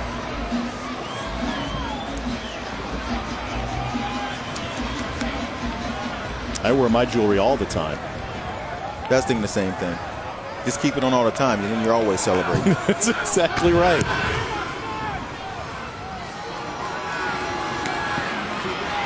C.J. Sanders Out to near the 30. 30 seconds left. If you're Rhett Lashley, what do you draw up here? You take a shot or two, or you just get to lock I'm taking a shot. Buechele throws the deep ball as well as anyone in the country. We haven't seen a lot of that in this game. Surprisingly, I thought we would actually see a few more shots out of Buechele, but we haven't seen it. You got 30 seconds left, and Buechele's leading the American Conference in passing. I take my shots. His longest completion so far today is just 28 yards. His long of the season is 75. Setting up a screen. Galliard hangs a U-turn and stays on his feet for a first down. It's a 14-yard gain, 21 seconds left. SMU has one timeout remaining. And an injured player for Florida Atlantic is going to be a free timeout for SMU. Miko Dotson, who has 9 picks on the season, and yet still comes off the bench as a second string corner. It's going to stop the clock with 21 seconds. Miko Dotson leads the country in interceptions. He's one of the key components of this FAU defense and their ability to get the ball back to their offense. So he is important, especially the way they've played on the back end, all the man coverage they've played in this game. They've been good at. Miko Dotson is one of those guys that would be a huge loss for FAU if he doesn't return to this game. Interesting talking with Glenn Spencer. He said, you know, we had an opportunity to move Miko Dotson into the starting line. When you lead the nation in picks, it only seems natural. But Miko said, no, we've got a good flow going here. I like my role, and I'm good where I'm at. Miko might have been thinking on first and second downs when you got to tackle those running backs. That's true. Let me just run on out here on third down and just play some pass coverage. Ended up here from Garden City Community College in Kansas. On first and 10, Buechele stands tall in the pocket and finds his tight end once again, Colin Granson. Clock rolling until SMU uses a timeout here with 12 seconds to go. FAU's defense will give up that play.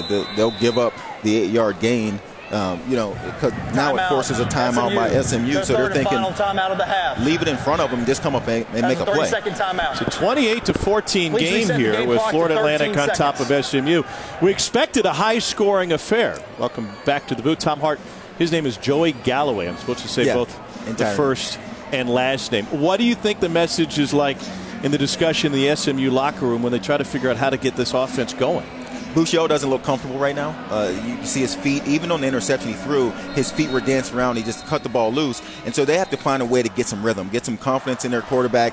This is a quarterback that led the American Conference in passing. Yeah. So you expected them to come out and throw the ball around. They just haven't been able to do it.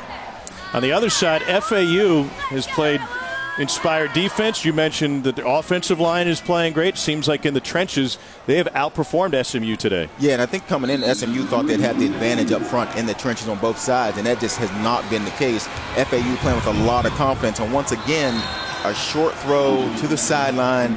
FAU give up that play all day long with 9 seconds left on the clock. How has FAU taken away the deep ball? They played really good man-to-man coverage. I mean, we've seen early on in the first quarter, they were just straight man-to-man. Now, on this drive, of course, they're going to play a little softer, but give their corners credit. They've just played well. They've covered well. They've taken away the slant on man-to-man. And so if they can continue to do that, SMU's going to have to find a way to come underneath and make some guys miss. They complete that one to James Prochet, and not likely to get another play off. Clock will be rolling. They spiked it after the clock stopped for a moment for the first down. That was incredible clock management. That's very well done there. Rhett Lashley was screaming in, we're spiking, we're spiking. The fact that they were able to get that down with 3 seconds left and now take a shot, I mean, maybe salvage a little something here in the first half into the SMU Mustangs. Offensive coordinator Rhett Lashley, Gus Malzahn disciple. They'll go trips to the right. FAU had to scramble to get 11 on the field. They will rush 5. Buechele facing pressure, has to scramble. This is going to be tough. Cross-body lob towards the corner of the end zone, and the band was open. But that's how the first half will come to an end. Buechele only 143 yards passing in the first half. The end of the first half, the Cherry Bundy Boca Raton Bowl. It's FAU 28, SMU 14. Now it's time for the Mercedes-Benz Halftime Report with Kevin Nagandi, Jonathan Vilma, and Mark Sanchez after these messages from your local ABC station.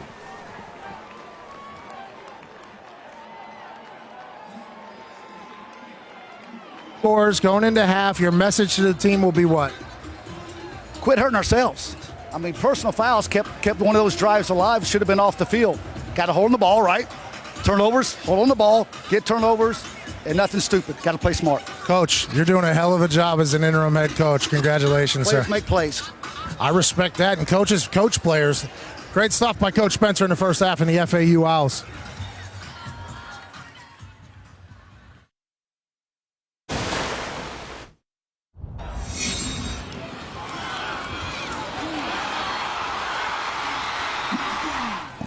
No, that's what I'm talking about, like what we talked about yesterday.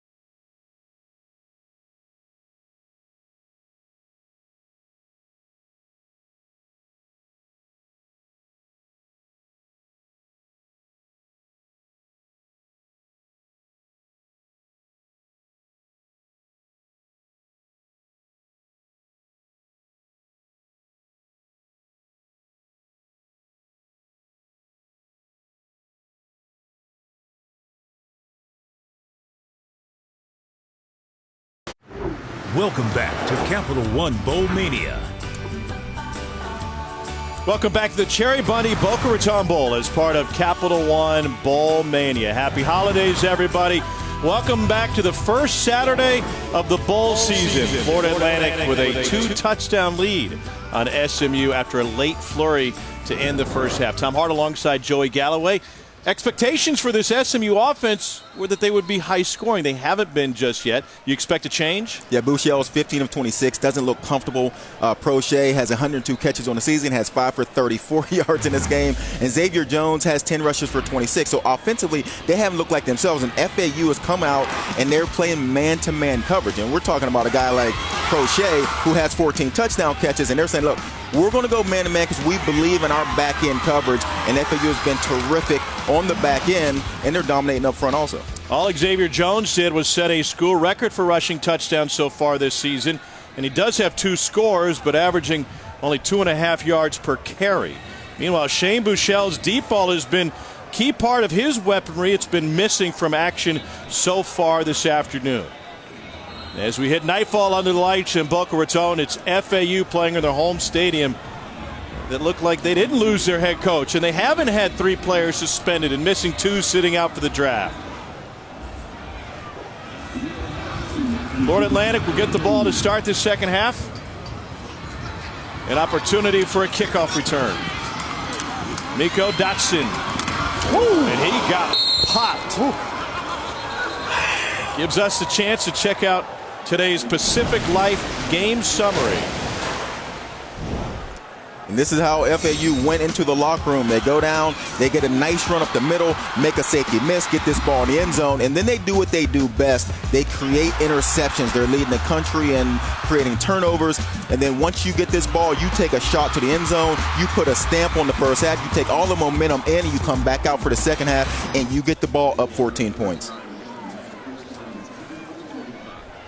So Chris Robinson with a little toss. This will count as a pass to Willie Wright, trying to extend the defense sideline to sideline, and he loses 2. And that's the best job SMU's defense has done against that play. It worked a couple times in the first half for FAU because they outflanked the defense. That time SMU was ready for the play, created a second and long here. And so you will start to see, does SMU start to blitz the quarterback? They're leading the country in sacks, but Robinson only had 1 sack in the first half. Does SMU defensively decide we want to put more pressure on the quarterback?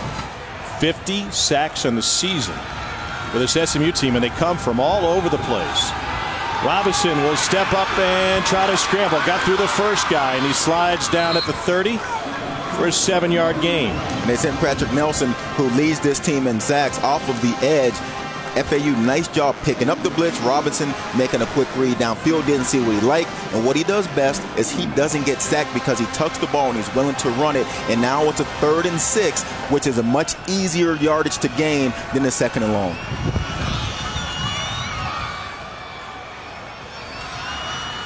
I talked to Coach Dykes coming out of halftime. He said obviously it was massive to get off the field here and not go down 3 scores. Also said he was very impressed with the speed FAU showed in the first half. I assume that was a big talking point at halftime. Going to the slant, it's batted and incomplete.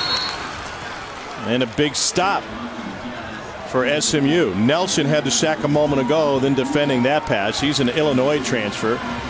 In his first career start as a freshman, had 16 tackles in a game against Nebraska. This is SMU, you could call it transfer U. They've taken full advantage of the portal. They're loaded with guys on their second chances coming back home primarily. James Prochet. Back to receive this one from Matthew Hayball.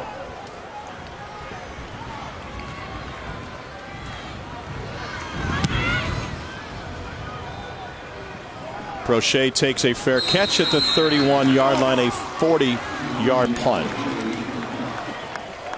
Shane Buechele beating Notre Dame in his first career start as a Texas Longhorn. Everyone thought Texas was back. Well, Buechele ended up coming back, going to Arlington to be part of this SMU program after a few seasons as a Texas Longhorn. American Conference leader in passing yardage, but today held to just 15 of 26 passing. His dad Steve, a longtime big leaguer, primarily with the Rangers, was John Elway's roommate in high school, in college at Stanford.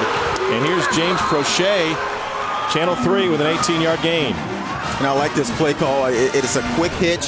Throw it out there, get a completion, get some positive yards. Now let's just see if Prochet can make a guy miss and get this first down, which he does. Now they're at the 50. Can they go fast and get something going? Xavier Jones taken down for a loss. Amon Ross in on the stop for Florida Atlantic. And you lose yardage on first down, it hinders your ability to get things going fast, because now at 2nd and 12, you need the perfect play call. So you can't go this high-speed offense we expected to see from SMU, because now you got to communicate with your coaches.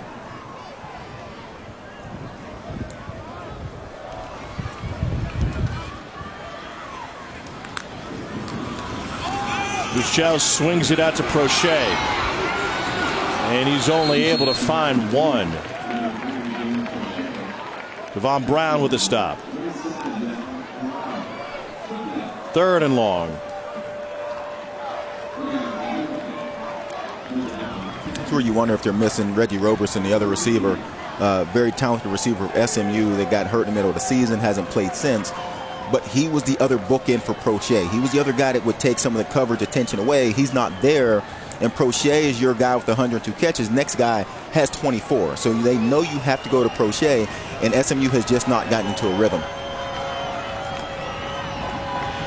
Blitz coming. Buechele, man coverage on the sideline, and it is incomplete. Great coverage downfield. Your guy Tooley again. I'm telling you, Tooley is playing with a ton of confidence. C.J. Sanders, almost called him Chris. C.J. Sanders, the speed guy for SMU, the big play guy, going down the field. And Tooley, once again, in great position to make a play. And you expect this defense, honestly, to pick that ball off, but do a nice job of getting off the field. And if I'm SMU, I might want to stay away from Tooley. He has been terrific every time they've gone at him.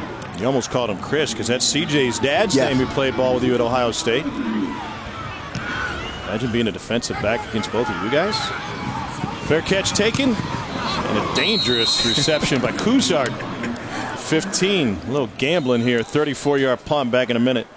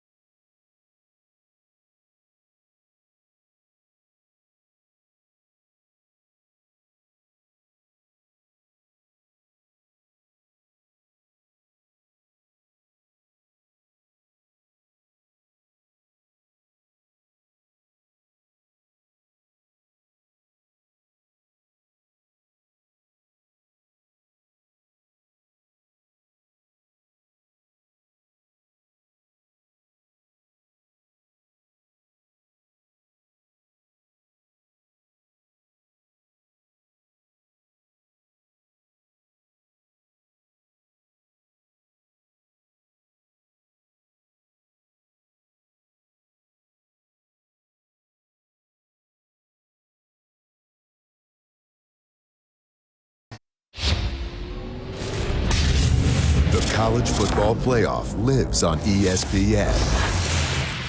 We are only a week away from the College Football Playoff semis here on ESPN. Heisman winner Joe Burrow and number 1 LSU take on number 4 Oklahoma in the Chick-fil-A Peach Bowl. Then it's number 2 Ohio State, number 3 Clemson in the PlayStation Fiesta Bowl. Let's talk LSU's offense versus Oklahoma's defense. Who do you like in that matchup? Early in the season, we felt like Oklahoma's defense was playing a lot better, and then they sort of gave up some points, and they're going to face one of the best offenses in the entire country. Of course, Joe Burrow wins the Heisman. Offensively, LSU has things rolling. Defense playing a lot better. And so it'll be a tough task for Oklahoma to win that game. Clyde Edwards-Helaire has been banged up for LSU, maybe the most unappreciated part of their offensive attack. And Oklahoma without Ronnie Perkins, 6 sacks, 13.5 tackles for loss going into that game. Pickup of 3. LSU leads the country in yards per game. Oklahoma's offense second in the country in yards per game. So you're saying we might have a lot of yards in this game because both defenses have had their issues this season. Robinson on the rollout. Nice. James Brunson hauls it in for a 28-yard gain and a first down for FAU. How about the confidence that Robinson is playing with here? They're the team now taking the shots. We expected to see SMU taking the shots. Robinson out of the pocket and still finds a guy on the sideline. And Robinson hands this one off to B.J. Emmons. That ball was right in front of me. He threw that. He looked so comfortable. He gave a little gun to the sideline afterwards. This FAU team is really feeling good right now. He went Shooter McGavin on him? Yeah, him and I don't know if I'm allowed to say an assistant coach did it, but there was a coach, and he won Shooter McGavin like, look at me now. 2nd and 7, wide open. Brunson again. And Florida Atlantic marching, trying to extend their lead. Another gain of 23. Let them eat. And you can't say enough about what a play call this is. The corner coming on a blitz from the outside. Robinson recognized it. Just get the ball out. Receiver doesn't have to go anywhere. Just get him the ball quickly. Once again, Weiss is on fire right now with his play calling, and Robinson is making his SMU defense pay. Charlie Weiss Jr., play caller for Florida Atlantic. SMU has an injured player. Zach Abercrombie. Charlie Weiss Jr. appears to be a 16-year-old, but he has been slicing and dicing like his dad used to do here tonight. He started getting into coaching when he was in high school, and his dad was a head coach at Notre Dame. And then when his dad eventually ended up at Florida as the offensive coordinator, that's when Charlie Weiss first joined a program. He was 18 years old in 2011 with the Florida Gators. Spent 4 years at Alabama with Lane Kiffin. Brought him on as an analyst.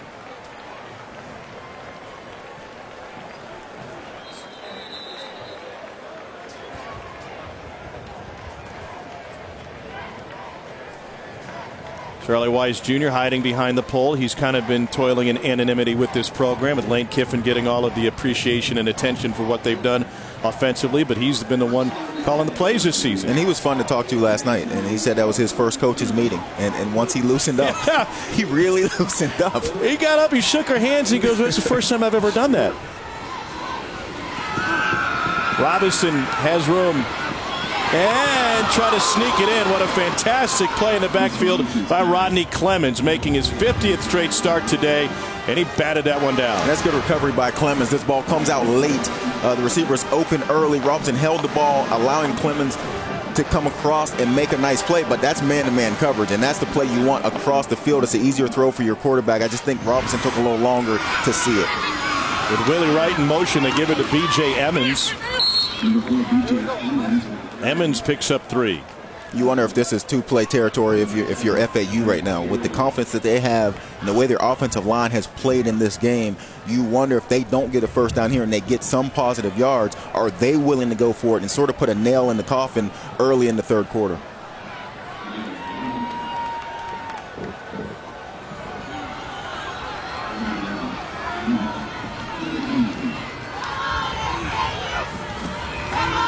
How many yards would they need here to do that? I'm saying if they get 4. If they get this down to a 4th and 3, then I think that the book, and I don't have my own book up here, but I'm thinking that the book might say go. They get nothing. Now the book's going to say kick it. Trying to sneak it into Willie Wright. He says that close. I think that's the right move. Put it up 3 scores here. Offense has been moving. Nice drive there. Your defense has been able to shut out SMU. Put some points on the board, but they're going into a windy end here. A little breezy here. If he can knock this through, I'll be impressed. Vladimir Rivas has had his struggles this season. Lane Kiffin reopened the kicking competition after the Charlotte game. He's made less than 70%. This was from 41. Kick straight laces. Whoa. How do you feel about laces? I'll tell you what, I would wish laces upon no man, especially in a situation where you're kicking into a pretty big win. Even as you pointed out earlier this season, Adam Vinatieri can't solve laces. 9:31 to go in the third quarter. Rivas catches all of this one and pulls it wide. Empty trip for FAU.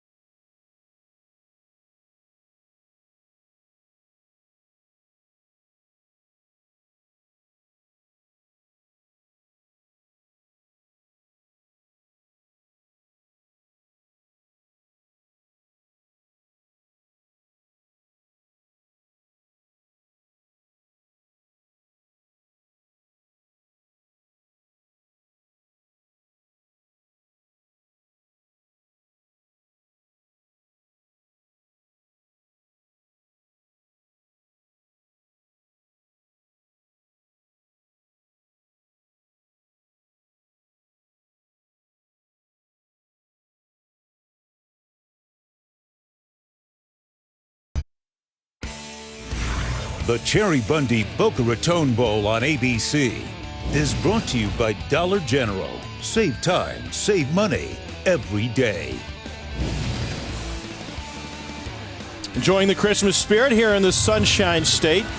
Florida Atlantic leads SMU 28-14. Happy holidays wherever you are. Missed opportunity for FAU's offense. Vladimir Rivas. Now it's 16 of 24 on the season. Incredible hair on the man. Yes, he's got a mane. Crochet in motion. Another opportunity for SMU's offense to find its footing. Kemon Freeman's got his, and he's got a gain of 13 and a first down.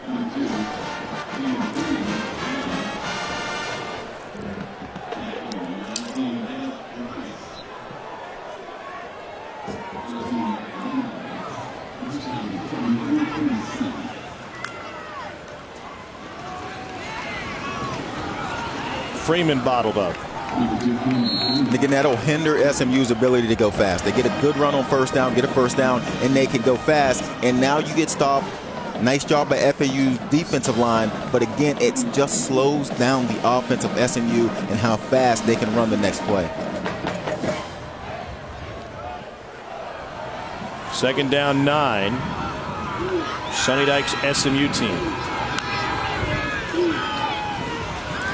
Buechele going over the middle, looking for his tight end, and it's incomplete. And SMU is going to have to dial up something again on 3rd and 9. There's one position on the field that FAU is not missing players. It's in that secondary, and they've been man-to-man coverage, done a really nice job. There was some room if Buechele would have made a perfect pass, but once again, it is good coverage giving this SMU offense a problem completing passes downfield. Now they show pressure. Buechele will check with the sideline.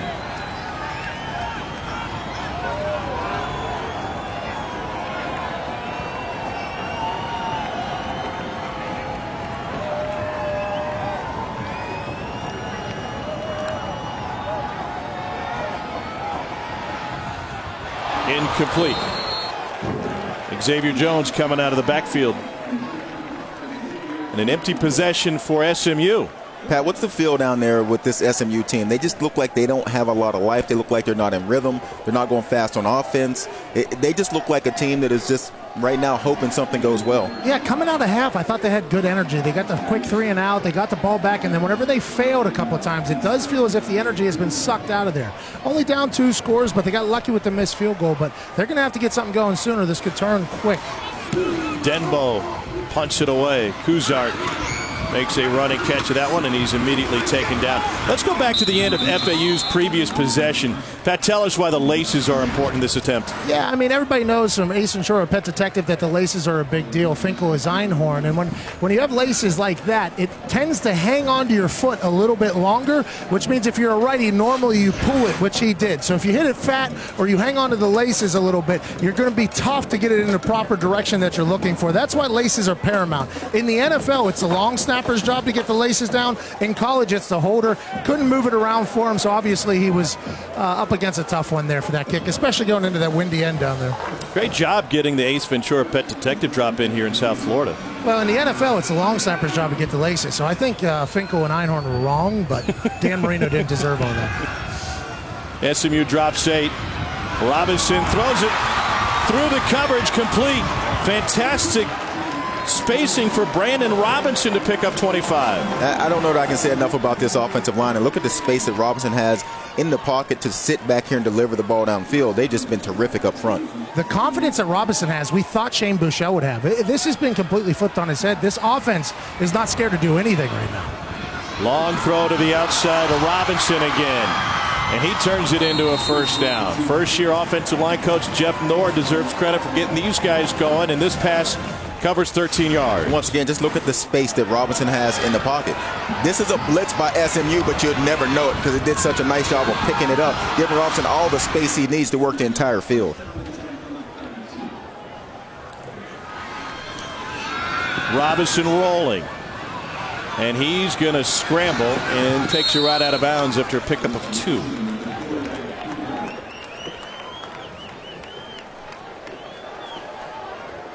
you watch FAU's offense, even on a play where they got driven out of the pocket, didn't get the positive yards they want, they're still back on the ball and going fast. We're not seeing the same thing from SMU. On 2nd and 7, pressure from the edge. Out to Willie Wright. And he has nowhere to go with it. Chevin Callaway with a stop.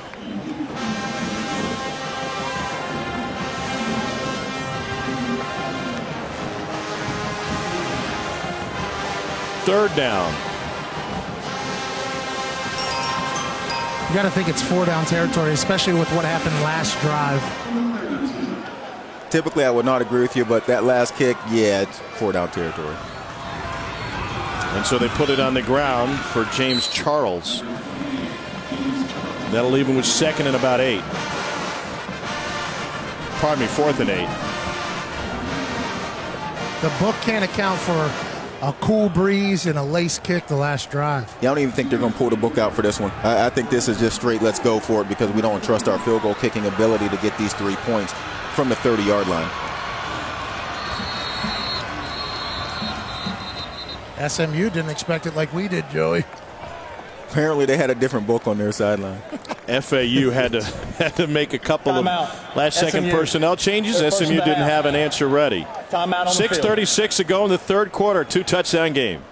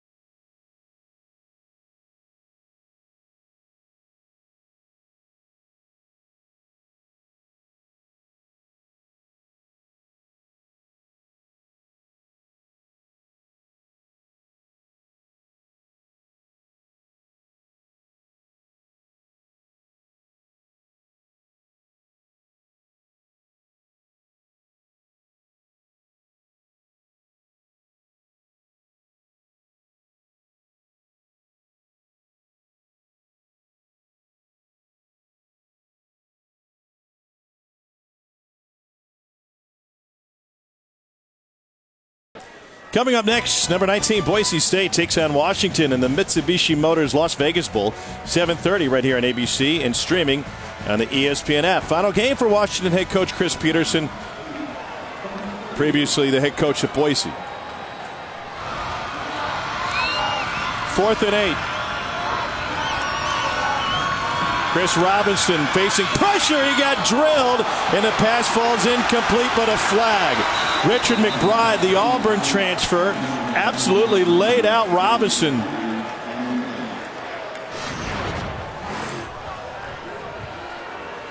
SMU, nice timely blitz coming up the middle with the linebackers. But on the back end, you're leaving your guys in man-to-man coverage. Robinson throws this ball up, takes the big hit, stands in the pocket, but the interference on the back end. Defense, number 7.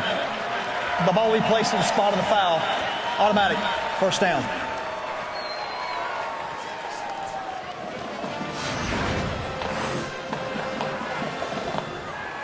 Yeah. Got a fistful of jersey and pulled Rain to the ground. You got to love when they get up and raise their hands like, I don't understand. Why are you calling that? That's a massive pass interference. Fourth down there. Down 2 scores. Extend the drive here. Also, great throw by the ref. Yeah. Guy's got an arm. Over the middle. It's Rain again. 18-yard strike from Robinson to Rain.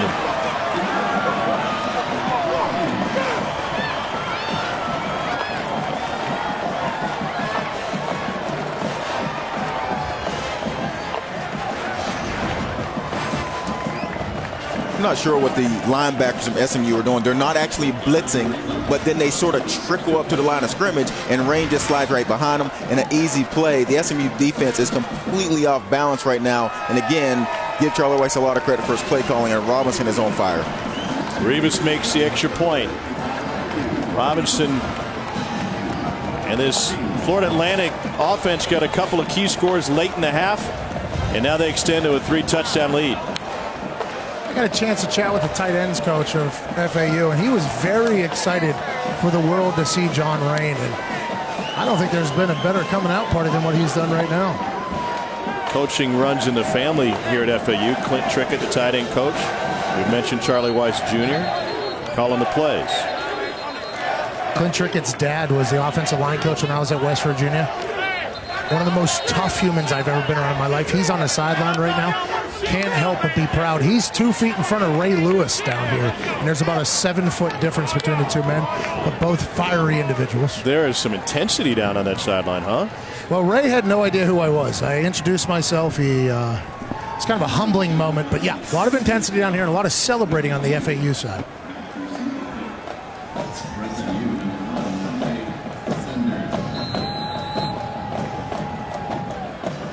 $35-14, Tom. Did you see it coming? No. Not this direction, right? I mean, if it were the other way, it wouldn't have been a huge surprise, especially with all the talent that FAU is missing in this one.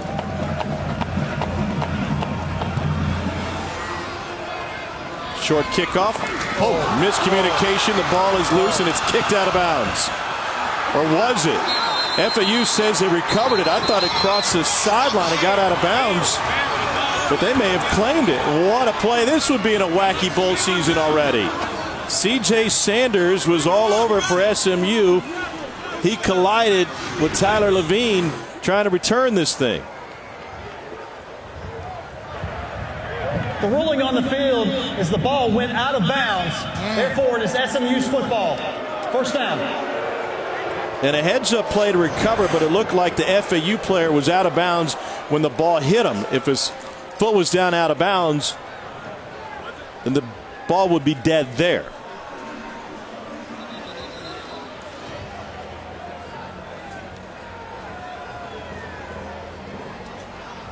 It's been that kind of night for SMU. Wow. I mean, it really has been. It just looked like they don't have any rhythm. Bouchel doesn't look comfortable back in the pocket. Their pass game hasn't been what we've seen all season long. And then kickoff return, you get you get situations like that where they just don't look like themselves. Nothing doing on the ground. TJ McDaniel getting his first carry, and he loses a yard. Stopped by Damian Horton. You mentioned this earlier in the first half, Joey. The loss of Reggie Roberson was a big deal. He was a speedster, could take the top off of a defense. It feels like they're not comfortable opening it up, which Shane Buechele is very good at. Everybody was moving early on that one except for the center, Alana Lee.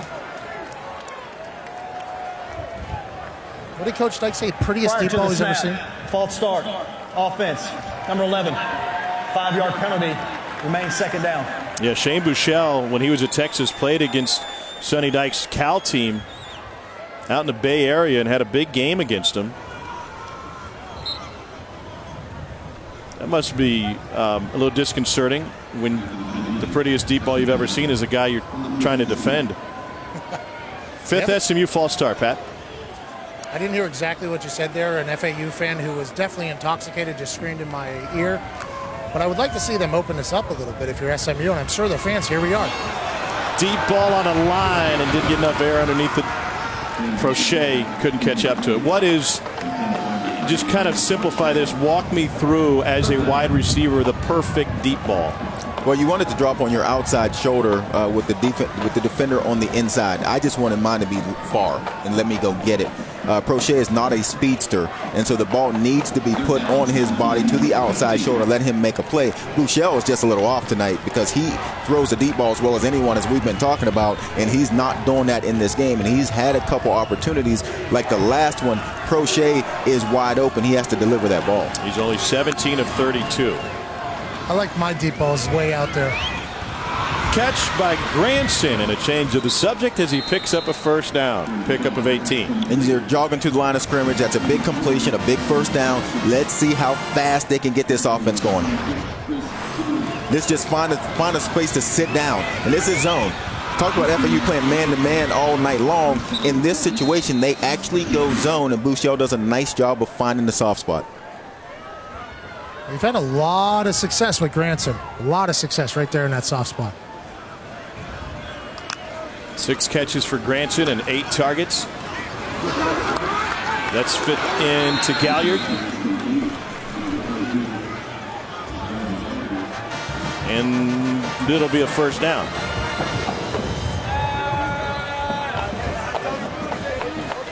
Galliard had a big touchdown against Tulane. We got an injured player down. That's James Pierre for Florida Atlantic.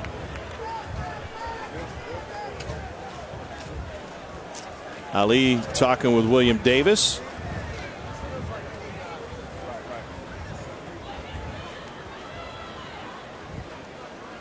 Pierre and Thule have done a great job at their cornerback positions over the course of this game for FAU today.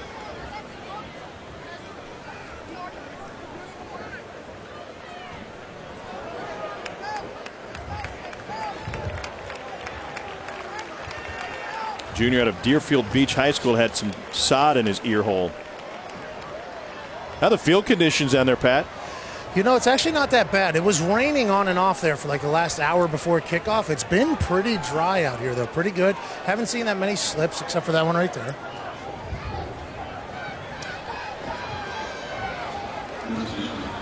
I like that the rain is held off, though. My makeup is maintained intact. Maybe it's Maybelline. Maybe it's Maybelline. Bouchel rolls the pocket. Now he'll try to cut it up, and he gets no gain. And they were looking downfield. They wanted to go deep on the left side, but again, the FAU defense does a really nice job of on the back end playing man-to-man coverage. They're going to have to, right, Joe? I mean, they're down 21 here, 4:20 left in the third. They're going to have to take shots on a consistent basis, and as an FAU defense, they know that too, though. And they wanted Chris. I'm going to call this kid Chris all night long. They wanted C.J. Sanders down the left sideline, and again, good man-to-man coverage, and he wasn't open. Bouchel had to tuck it and take off running. William Davis trying to stretch out. There's C.J. Sanders. His dad Chris played at Ohio State. What kind of receiver was Chris before he moved on to a good NFL career? Chris is one of the best athletes I've seen. He was a speed guy, could run, also 27 feet long jump guy when he ran track. So he was one heck of an athlete and was my roommate, and why I keep wanting to call his son Chris. CJ must have been pretty good as well as an athlete. Tennessee State champion in the 100 and 200 meters. As a track guy at Brentwood High School before he went out to Granada Hills. A year in California before going to Notre Dame, where he was primarily a kick returner over a few years. 21-7, 200 meters. I think it was what I heard yesterday. That sounds fast. Yeah, it's not bad. Took me 21 seconds to move 10 yards just a little bit ago. Ball's on the ground. They try to run a reverse, and it's scooped up by Rashad Smith. He'll take it to the house, and FAU grabs a defensive touchdown to extend their lead.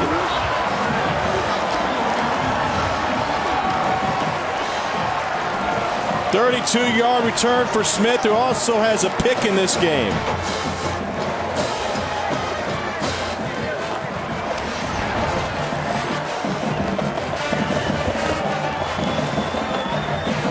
He was trying to pitch the ball and then bad ball handling. And once again, FAU in the right spot.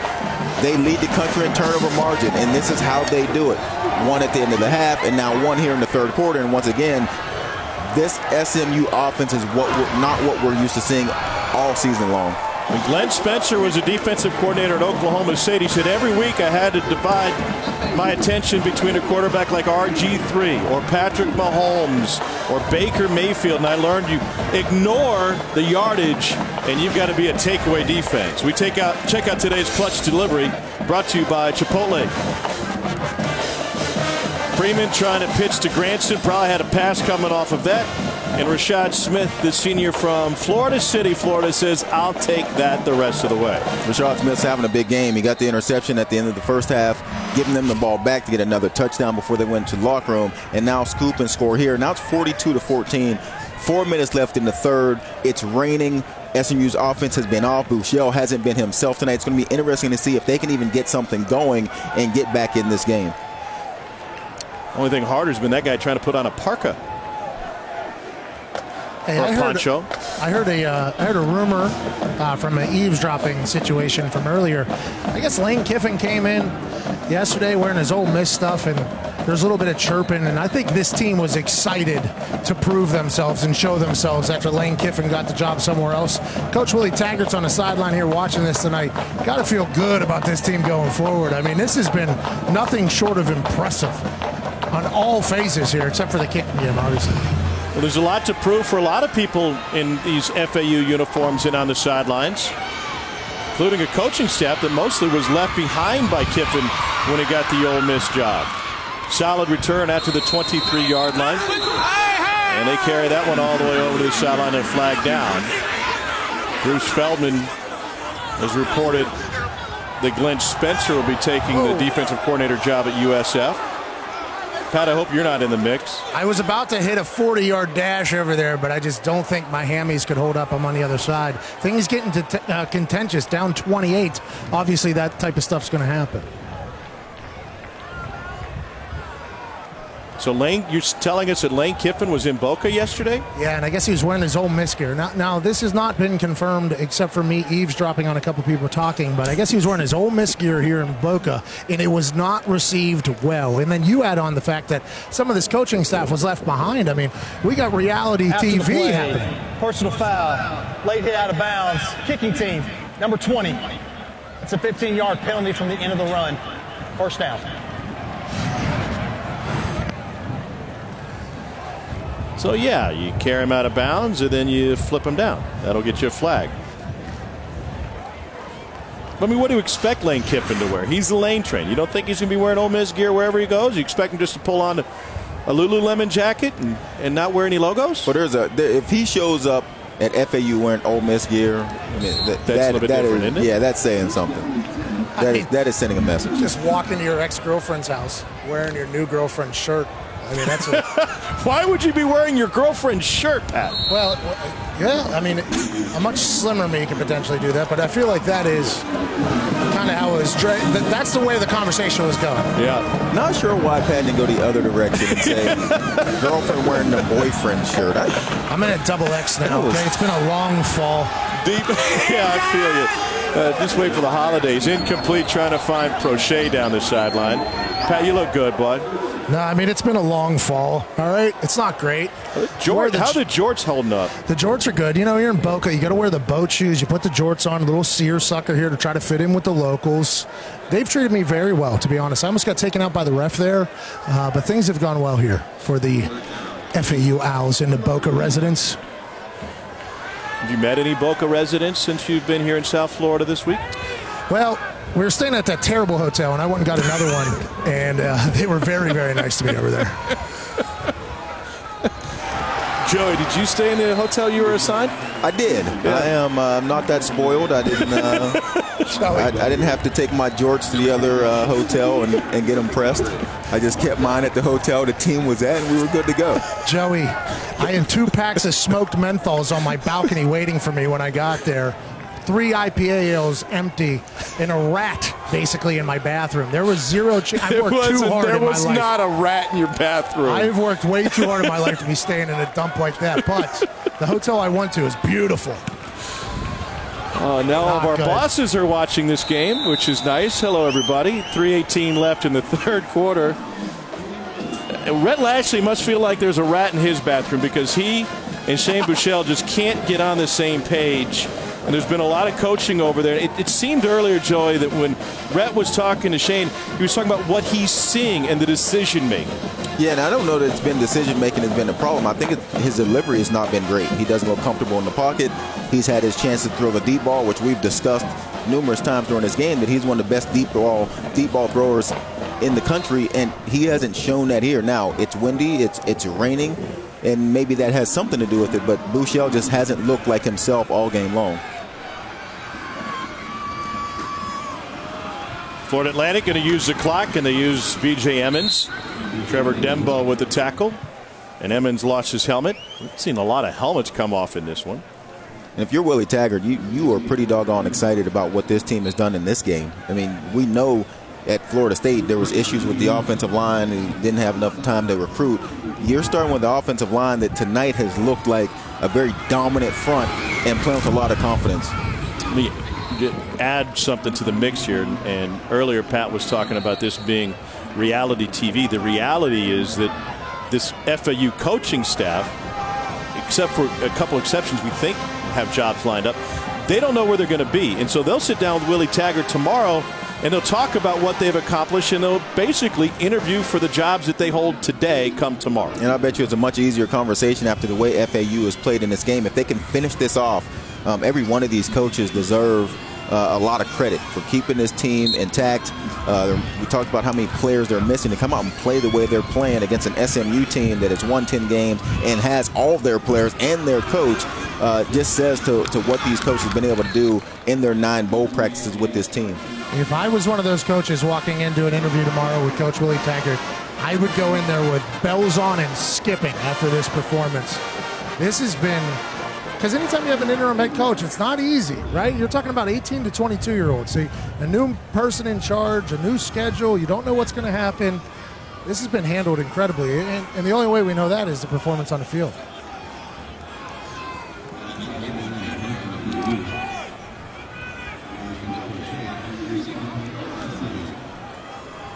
So 4th and 1, and Florida Atlantic will punt it away. SMU is looking for something good to happen. Prochet calls for a fair catch and takes it right there. 1:50 to go after that 40-yard punt. This is what we're talking about earlier, the missing pieces for this Florida Atlantic team. 3 players suspended due to academics.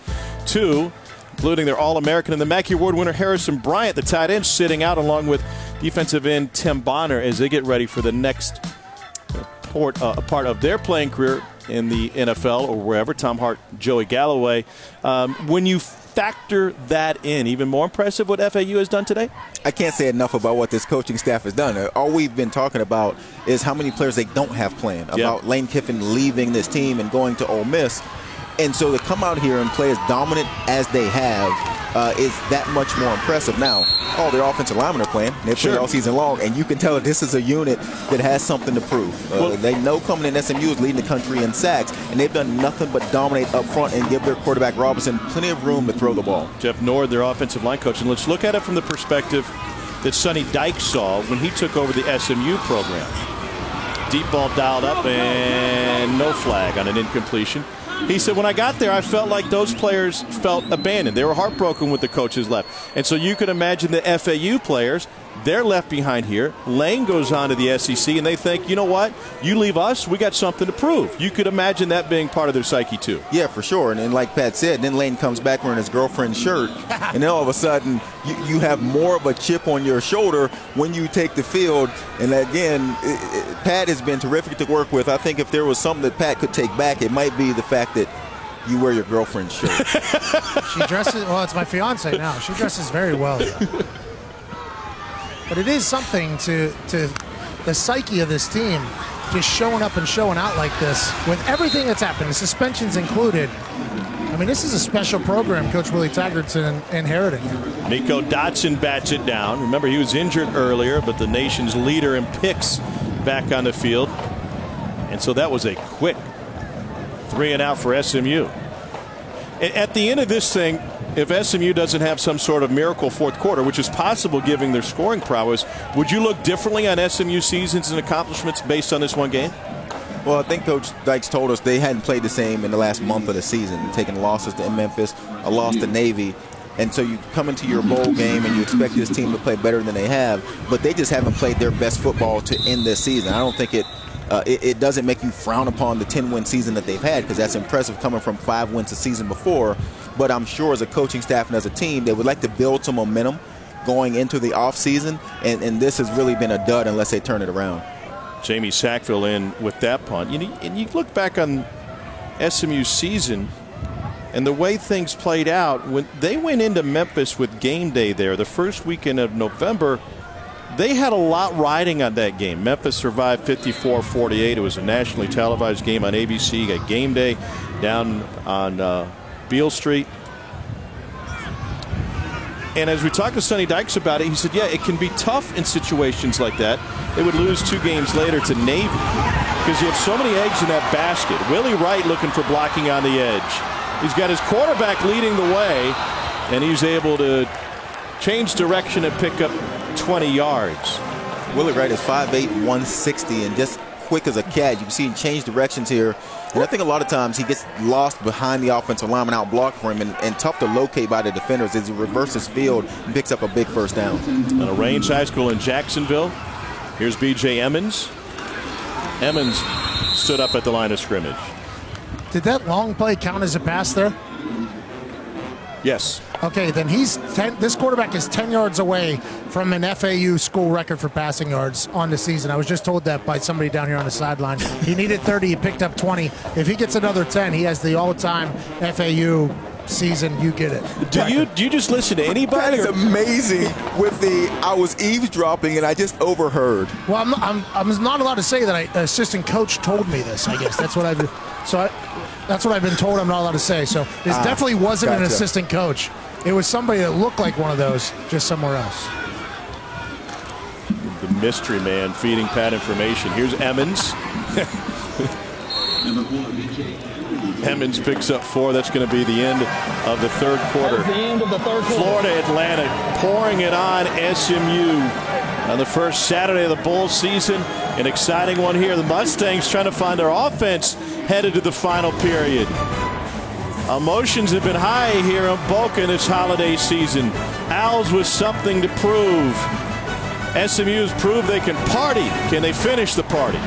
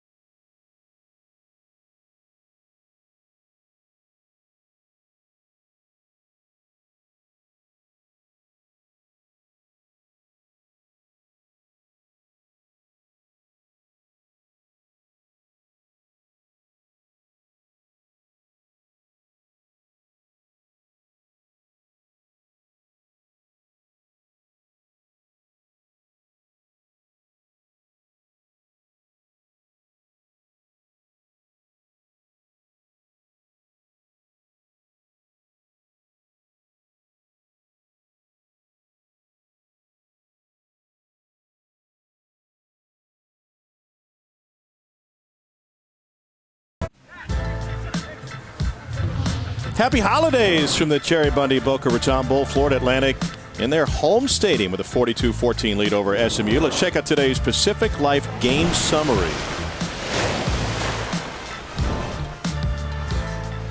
The quarterback competition was run by Chris Robinson today. He's on the verge of a school single-game passing record. 2 touchdowns. Pardon me, a single-season record. Trying to better Rusty Smith's numbers. Little inside information from the sideline, no big deal. Credit to the mystery person on the sideline who told Pat about that. Here's Willie Wright. Here it is. And there's your record. Gain of 14. Everything they do on offense has just been right. They've just made the right call. We can't say much more about how good Charlie Weiss has been this entire season, but tonight he is really making SMU's defense second-guess themselves on every play call they make. 305 yards passing for Robinson, going end zone here. And it is batted away. Great coverage by Brandon Stevens. So Charlie Weiss Jr., play caller for Florida Atlantic, still a young guy as he grows into his role as a play caller. Here's the end of this play. He has a post and go and nice coverage on the back end. But I think Robinson right now in this FAU offense, they're playing with a lot of confidence. And I don't even think that was a great read. But Robinson right now is feeling so good. He said, I'm going to toss this up there and see if we can just make a play and see what happens. That'll count as a pass. It's kept by Wright as he faked the reverse. And he gets it back to the line of scrimmage. It's right like Tyreek Hill. Quick as a hiccup, can get it and go. Little misdirection there with the fake double reverse. Not a bad little play in Charlie Weiss Jr.'s arsenal. In the same play that SMU mishandled, this time FAU just kept the ball and kept running, which is the smart play in this weather. SMU put that ball on the ground and gave FAU a touchdown.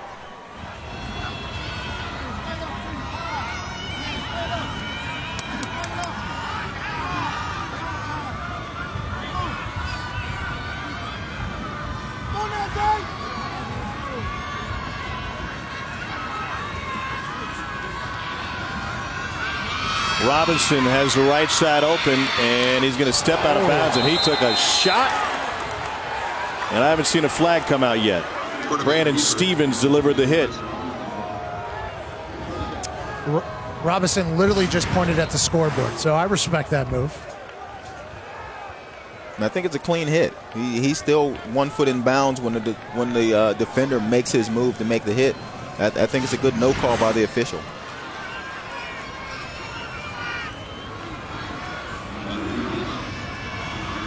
A 38-yard field goal attempt for Vladimir Rivas. A wobbler goes through. Pat McAfee, center of attention. Making friends down there, Pat? Yeah, these refs really like me. I mean, it's a blowout, so nobody's on their ass really, but they're good people. That was a good kick by that kid to bounce back after that bad miss. Up a lot here in Boca Raton at the Cherry Bundy Boca Bowl.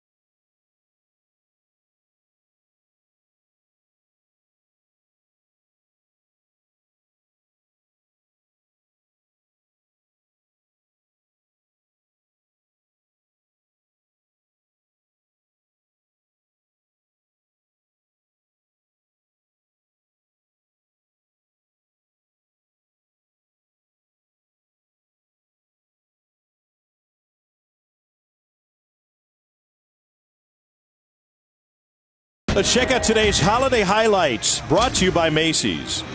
And they're missing some players, but you can't tell. On this front offensive line, done a nice job. Running back makes a guy miss, gets this in the end zone, and then they get the linebackers to suck up. Play action pass on the back end to the end zone. Scoop and score in this game. They've also had an interception at the end of the first half. Everything has gone FAU's way. They lead the country in their turnover margin, and this is why. If there's a ball in the air or on the ground, they make a play and turn it into points in this game. Couple of opportunities for Rashad Smith to do that. Had the scoop and score, also has a pick. Team leading 5th fumble recovery of the season. Some guys just have a knack for it. No return for SMU.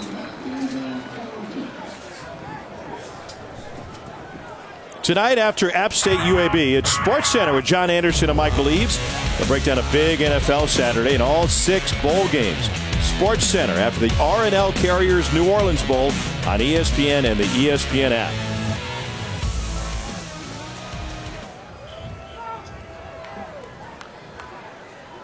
A resurgent season for SMU. Mustangs with a 10-win campaign. Ranked for the first time this season since the death penalty in October of 1986. That one's complete to James Prochet. I had a lot of American Conference games this year, and this SMU team was hot there for a long time. Get an injury, then things kind of get cold for them at the end, and this is obviously not a great way to end, but heck of a season, turning things around for Coach Dykes. This one's going to hurt for the next couple months, though. There's Levine. You know what he Gets some said? action to running back. Go ahead. You know what he said yesterday about roster management and the whole transfer portal? That was very interesting to me. He looked at it as if it was like a professional team where in the transfer portal you can pick up an older running back if you don't have one and all this stuff. I'll be intrigued to see how SMU builds this roster going forward. There's C.J. Sanders. And we're talking about the transfer portal, and with National Signing Day just a few days ago, what some folks don't understand and some parents and their players don't understand is you can't take more than 25 players in a season. So you have a 25-man signing class. Now in this day and age, coaches have figured out how to manage that, and they'll leave 5 spots open so they can go fish out some transfers at the end of a semester or once you get into the spring or into the summer. I think some schools will figure that out, and you don't expect to see that at the Alabamas, the Ohio States, the Clemsons, and schools like that to go out and get these top recruiting classes in the country. They would never say, hey, we're going to sign 20 because we're going to wait to see what happens in the transfer portal. But if you're a team like SMU and has done such a really good job of getting guys from the transfer portal to come in and help you win football games, then that's where you get the benefit, and coaches will continue to learn how to manage their rosters using the portal and picking up some really key players. But why not leave a few spots open? I mean, we've seen Heisman Trophy winners from Baker Mayfield to Joe Burrow, and in between Kyler Murray start one place and end up another. Here's a chance for a big play on the screen. Rashee Rice breaks free up the middle, and Rice gets tripped up finally inside the 10-yard line. It's a pickup of 42. This is what they needed a long time ago. Great ball by Buechele. Tunnel screen, and Rice gets out, gets loose. Tracked down there at the end, but that type of play is what we were expecting earlier in this game. That's what we thought potentially SMU may get out early, but it's been nothing but slow going until this point. 24th completion for Buechele. Still looking for his first passing touchdown. On the ground, down to the 2-yard line is Freeman. You start to wonder how focused FAU's defense will continue to be once you get to the fourth quarter and you're winning by 31 points. And SMU, the first couple plays of that drive, were running the football, sort of giving the idea that they're sort of tapped out and saying, we don't mind if the clock runs out. And then they hit him with a quick pass and make a big play. Now they need to try to finish this off and get in the end zone. Joey, it's hard. It has to be hard, up 31. To continue to give your all, you know? I mean, they got a celebration in sight on deck here in Boca. Yeah, it's a bowl game. You're thinking this is the end of my season in 10 minutes, and I get to get out here and go have some fun. Came out Freeman to the back of the end zone. Trying to find his tight end, Ryan Becker. That's right, there was a running back throwing the pass with a defensive lineman, Elijah Chapman, lined up as a blocking back. A lot going on here. Ruling on the field is an incomplete pass. Put the toe right on the line, and I honestly, I think it's a little bit of a lack of concentration, not realizing that the end of the end zone is right there. It's an easy ball to catch. Just get a foot down a little quicker. Did he have control of it when his right foot was down? What are the odds that we would have seen K'Mon Freeman throw a touchdown pass before Shane Buechele anyway? And they're going to look at it with 10:08 to go. Ruling on the field of an incomplete pass is under further review.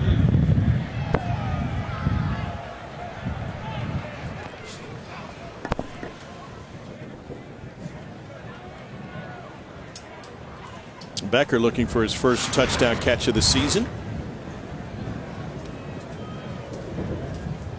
Right foot down. I think it is tough. I think this would be in a situation if they had called it a touchdown, then they would keep it as a touchdown. But having called it incomplete, I don't know that we see enough to go overturn the play and make it a touchdown. I'm staring at that jumbotron. It looks like as soon as the ball gets in his hands there, that right foot is down, but man. Yeah, really close.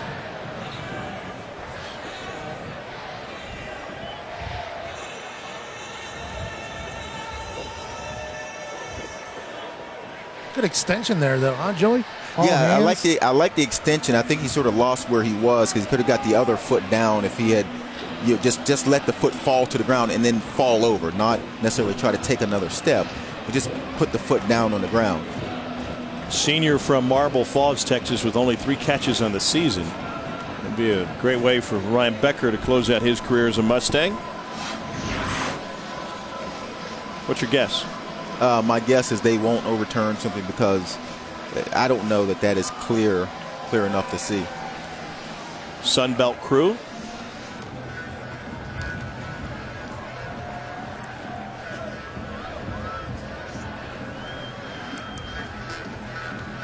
DJ's playing bangers out here. Not familiar with that band. After further review, the receiver had 1 foot in bounds and controlled the pass. Therefore, it is a touchdown.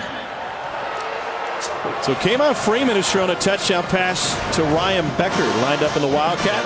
Yeah, so like I said, the foot is down, and apparently they saw enough with the spatted blue shoes.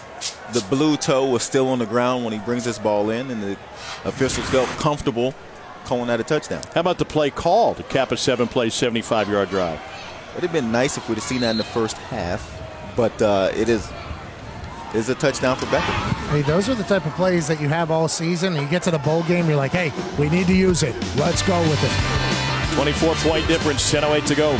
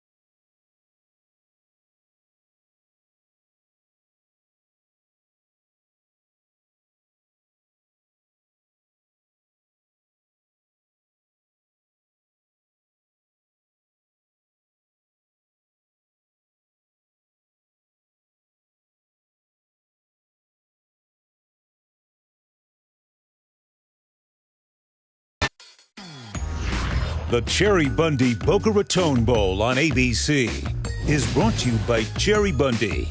Good for athletes, good for you. And in part by Capital One.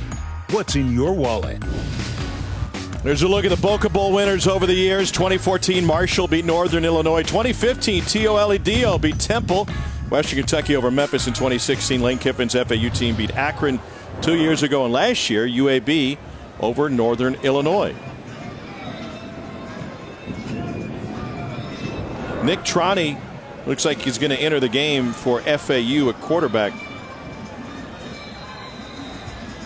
And Chris Robinson has the headset on now. The kickoff guy doesn't even have a name on his jersey. That's alarming.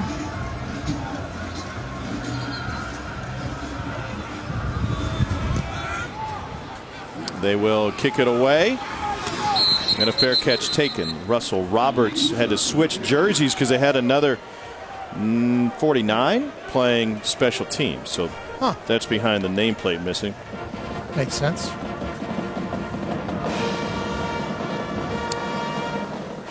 So Nick Troney transferred in from Indiana. It's from Ponte Vedra Beach.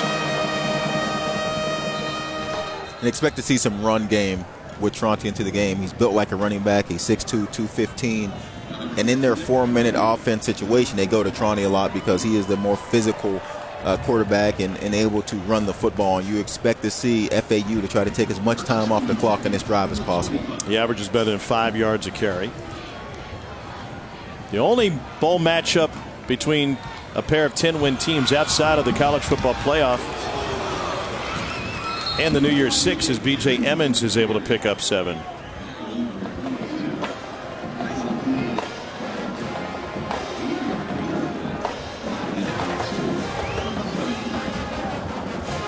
You think those games will end up differently than this one? I don't know. What do you think of LSU and Oklahoma? I could foresee a score like this in that one.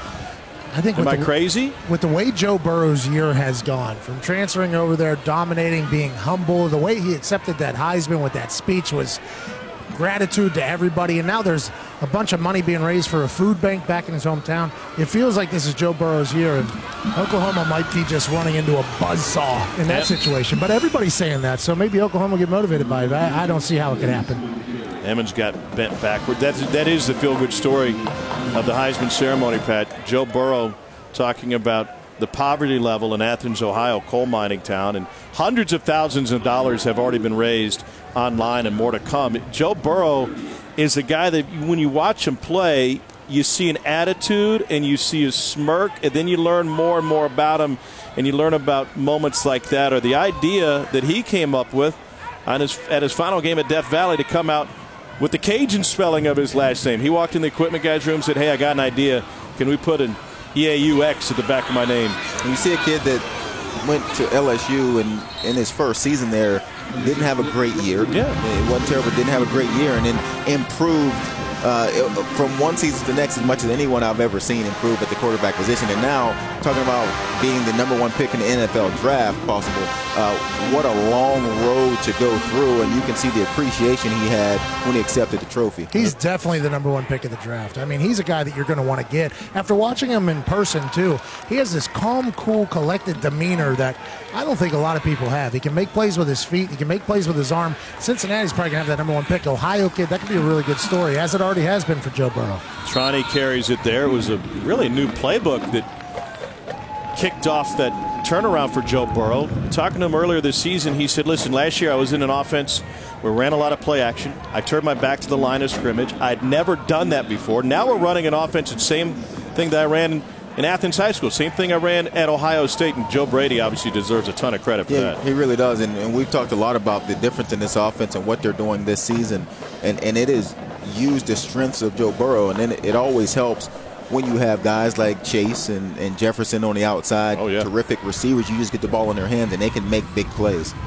Tronte, after the play action, is able to swing it out. He'll get a completion and a first down for FAU.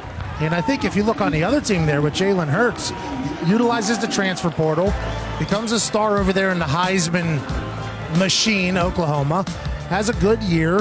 I think he's going to do well in the NFL as well. I don't know if he's going to be a game changer, but I think he's going to do well, especially with the success that Lamar has had, that Kyler has had. I think Jalen can run that type of offense, but there's another guy that bet on himself, went somewhere else and did well. I like hearing those types of stories like Jalen and Joe Burrow had. Circles back to the conversation we were talking about earlier. Burrow being a transfer, the idea that elite programs don't have to use it for the quantity of players that programs like SMU would use it for, but they can certainly use it for the quality of players that they could end up with. And I think programs like SMU will sit and wait and see if there are some guys there. If you're Ohio State and there's a Justin Fields sitting at Georgia and you know you want to go get that guy, well, you're going to sacrifice a scholarship to go get a guy like that. If you're Oklahoma and you get a chance to get a Jalen Hurts that has won football games, it probably doesn't get credit for the amount of games he's won in his career, then yeah, you're going to wait on a guy like that. I don't think you go into the recruiting season and just say, boy, I hope something falls to us. But if one of those guys is sitting there, then these bigger programs will absolutely wait and save a spot. Big gain on the 2nd and 6. Calvin Dean Jr. is getting an opportunity.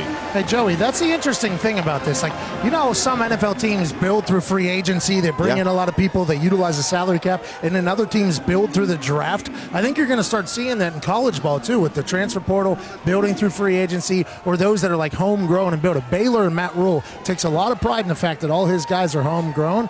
But I think at some point, if an animal is out there that can really change your team, I don't know how you don't take a swing on it. Well, you guys both bring up a good point, and you can look at SMU as a shining example of how to do it right when you hit on the kind of guys you need to. Meanwhile, Chad Morris, the former SMU head coach, is out of a job at Arkansas because they didn't have a quarterback to bring in. They were in on the Kelly Bryant sweepstakes. He ends up in Missouri. They end up with a plethora of guys playing, including former SMU quarterback Ben Hicks, and lo and behold, 2 years and that coaching staff is out of a job. Yeah, and it is the quarterback position that most of these programs are looking to find, and those are the questions we talk about. Jacob Eason going out to Washington. We already talked about Justin Fields and Jalen Hurts and Joe Burrow. It is that quarterback position that will change your team in a heartbeat. And so when those guys are out there, everyone's going to want a piece of them. Now, if you save a spot and you can't get one of those guys, like in Arkansas, then you're going to be in trouble. Trotty with the quarterback keep on the read, and he's able to show what he can do offensively. It's always interesting to me when these fast-paced teams like FAU have to go into 4 minutes. Do they have the ability to execute 4-minute offense? And I think, honestly, and again, I've said it all night long, their offensive line has been absolutely outstanding, and I think that's why they've been able to make this transition and put together a drive to eat this clock up, because up front they've been dominant in the trenches. How difficult is that for an offensive line to play and be successful at both tempos? Is that a big change? I would think that they're a little happier at this point. They get a break. They were going fast, and it was helping because the SMU defense was off balance. They weren't lined up a lot of times. And now they sort of get a chance to take a break. They're going back to the huddle. They're letting the play clock run. They get to catch their breath. But at this point, they've been so dominant up front, it doesn't matter. SMU's defense doesn't have much for them. Joey, they're going on over 6 minutes here on this drive. This is picture-perfect 4-minute offense. Going slow, but still not huddling. 4th and 5.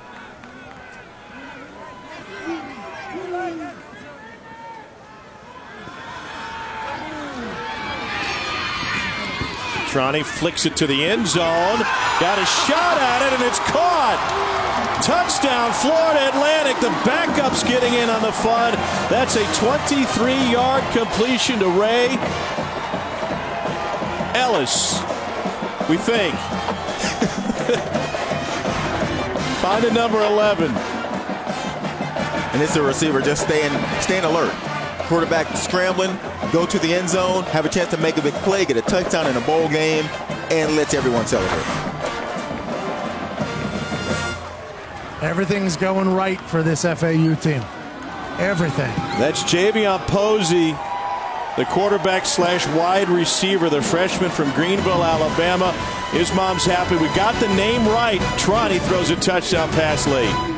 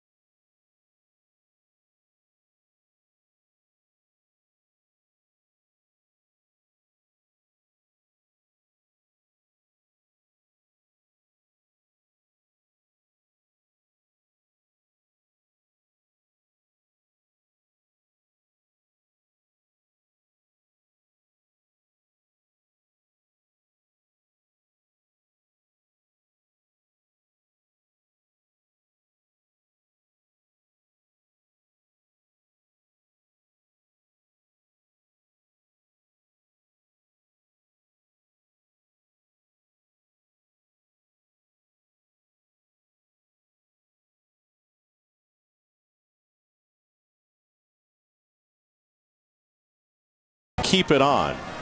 Fans, tune into the ESPN app for the post-game trophy ceremony presented by Capital One immediately following the game. They are ready and willing to go. Pat, when's the last time you went to Vegas? Last time I went to Vegas was a couple years, and I'll tell you what, I put a self-ban on myself for that city. There's too much that is too bad for me in one place, and I don't like to go to that place in the desert anymore. Well, that's very mature of you. Thank you. I'm an adult now. I mean, I wear jorts on the sideline, and I'm an adult. That's just how I operate. Open for debate. I think I'm ready for a kid, by the way. Oh, my goodness. C.J. Sanders on the return. Yeah. Don't be working on that tonight.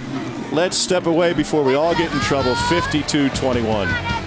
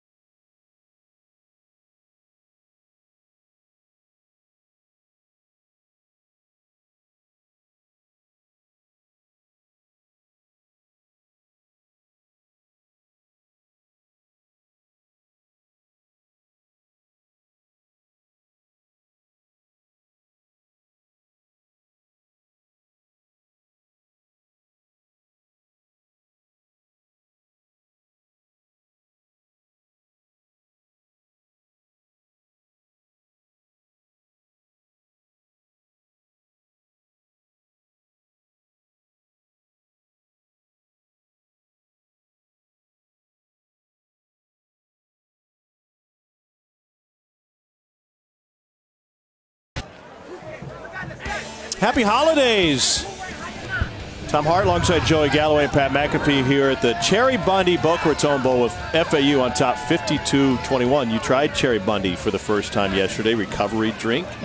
Also cider. What'd you think? I felt very recovered after. I did too. Felt great. This would be a better celebration if that jug was filled with Cherry Bundy. It might. I don't know if anyone's been dunked by cherry juice before. A lot of antioxidants in that. Diving catch made by C.J. Sanders.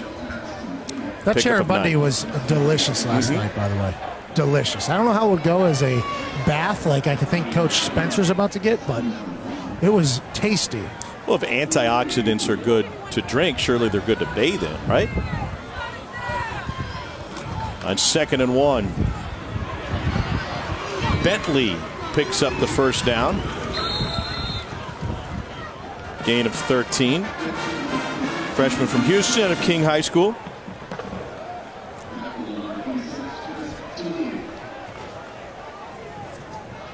Robinson trying to get in on the fun. He had a fun game, that's for sure. 305 yards. A couple of touchdowns. Rochelle trying to throw back. He got clobbered. And the party can start for Florida Atlantic. Heads up, coach.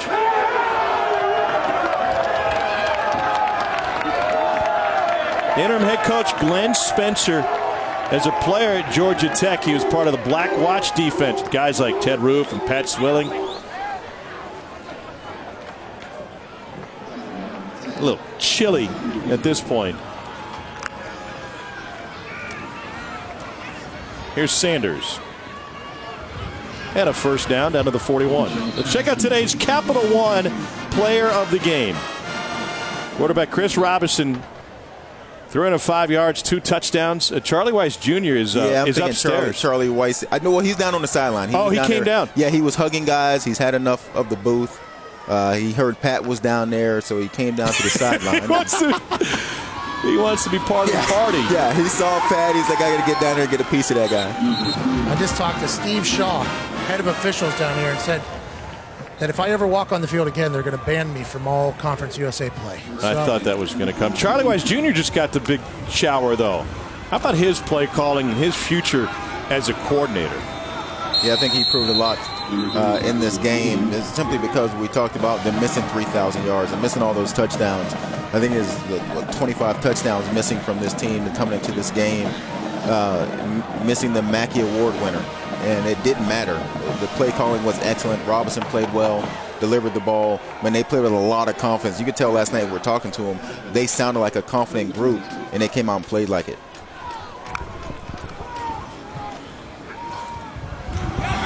SMU finds the end zone. It's James Prochet who will keep his streak going.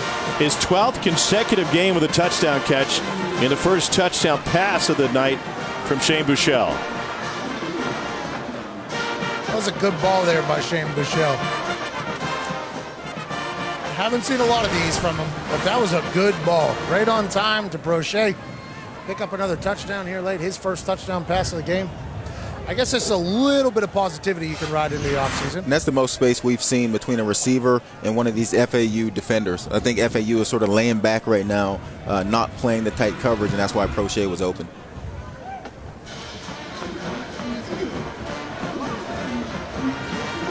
This SMU senior class has been part of a remarkable turnaround. 2 wins their first season to 10 wins this final season.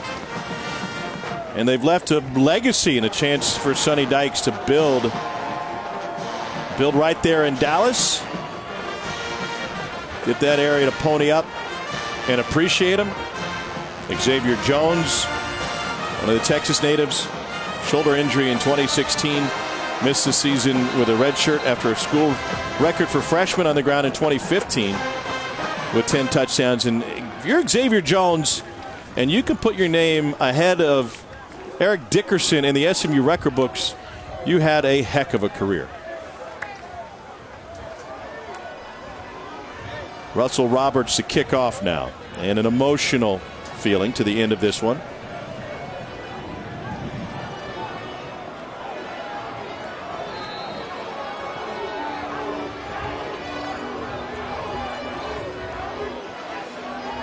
What a difference in the sidelines right now, huh? FAU is doing the 300 hau, hau, hau chant at the kicker right now. Ball came off the tee. Someone's going to have to hold it. I think it's Pat, you because should of the go hold chants. it. You should go hold it. Will they let you on the field? I mean, that's not a bad idea. Let me just... I mean, I've done enough lately. I think I've ruined the sideline reporter position enough tonight. Steve Shaw, by the way, congratulations to him. SEC coordinator of officials will take over for Rogers Redding, who's retiring as the national coordinator of officials. Always enjoy working with Rogers. And I know how much you enjoy being at the college football seminar. We'll get a chance to hear from Steve Shaw next August instead of Rogers. So it'll be another official for Herb Street to pick on at the college football seminar. We know it's coming. We know it's coming. Herbie gets ready for that seminar like no other. It's a tradition like any other. He's getting ready for the Las Vegas Bowl tonight. Out there with Bob Wischusen and Molly McGrath. It's coming up after we're finished. I don't know why they have a llama on a stick, but whatever it takes. 67 seconds left in this one. And a lot of different guys getting opportunities for Florida Atlantic late in the game, including Daniel LeConte at running back. So Glenn Spencer last year was at Charlotte. They played the Bahamas Bowl yesterday. 10 years defensive coordinator, D-line and linebacker coach at Oklahoma State. Before that, Duke, Georgia Tech, head coach of the West Georgia Wolves. Pat, you thought they were the Penguins. They're the Wolves. You can win that trivia contest next time. They could have been the Penguins, too. I didn't know. But the Wolves are good under old Coach Spencer. And tonight he proved to be a great coach once again. What a great job by him motivating the boys here. On 2nd and 8, SMU selling out to come after him. And that's going to be the final play of the game. It'll be an 11-win season for Florida Atlantic. Fantastic job by this FAU team, despite missing key players and personnel. Glenn Spencer gets the win as the interim head coach. Charlie Weiss Jr. calling the plays. And their staff: DJ McCarthy, Jeff Nord, Kevin Smith, Clint Trickett, Jason Fairman, along with the defensive coaches like Lance Thompson, Jason Jones, Wilson Love with Wes Neighbors. Quarterback Love to close this one out. Only one of them gets to talk to Pat. That's the winning quarterback after a 52-28 final. Chris Robinson, 27 of 37 through the air, 305 yards and 2 touchdowns. Down to Pat. I'm here with Chris Robinson, who just had a massive night. Okay, so Coach Spencer, interim head coach, comes in. You have 9 practices with him after Lane leaves. What was the mindset coming in this game? You guys balled out. The mindset was don't change anything. You know, we still have the OC and we still have the DC, and you know, we knew that we had to do what we've been doing all year. You know, we couldn't switch anything up because everything was working, and I think we did a really good job of, you know, staying humble, staying locked in during the whole process, and we showed it tonight. You got 2 years left. What does this propel you into, especially a good offseason? Prepare, you know, just trying to get better with my teammates. You know, looking forward to next year, but we got a lot of work to do. Great butterfly tattoo. Great night tonight. Back to you, Tom. What a night here in Boca Raton for Chris Robinson. All right, Pat, thanks. And we've got more coming your way over on the ESPN app with the trophy presentation in a few moments. Willie Taggart's new team finishes the season on a roll. They hang 52 on SMU. 52-28 is our final. For Joey Galloway, Pat McAfee, our fantastic ABC crew, I'm Tom Hart. Let's get you back to the studio. Kevin Agandi, Jonathan Vilma, and Mark Sanchez. Kevin, it's all yours.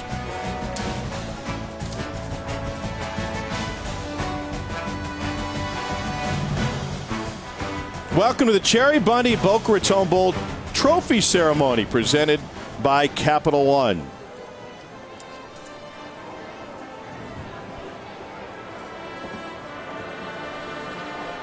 And we'll get to the trophy ceremony in a minute. They got to set up the stage. What did you think about Chris Robinson's performance today for FAU?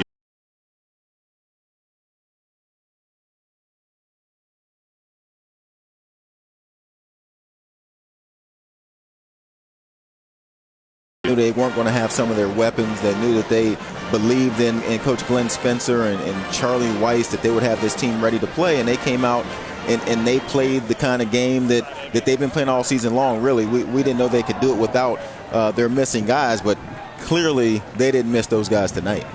No, they're missing key players, guys sitting out for their professional aspirations and guys who didn't take care of their responsibilities in the classroom. But they didn't seem to be slowed down, and so it's an 11-win season for the Owls of Florida Atlantic. And now they're just waiting on the hardware.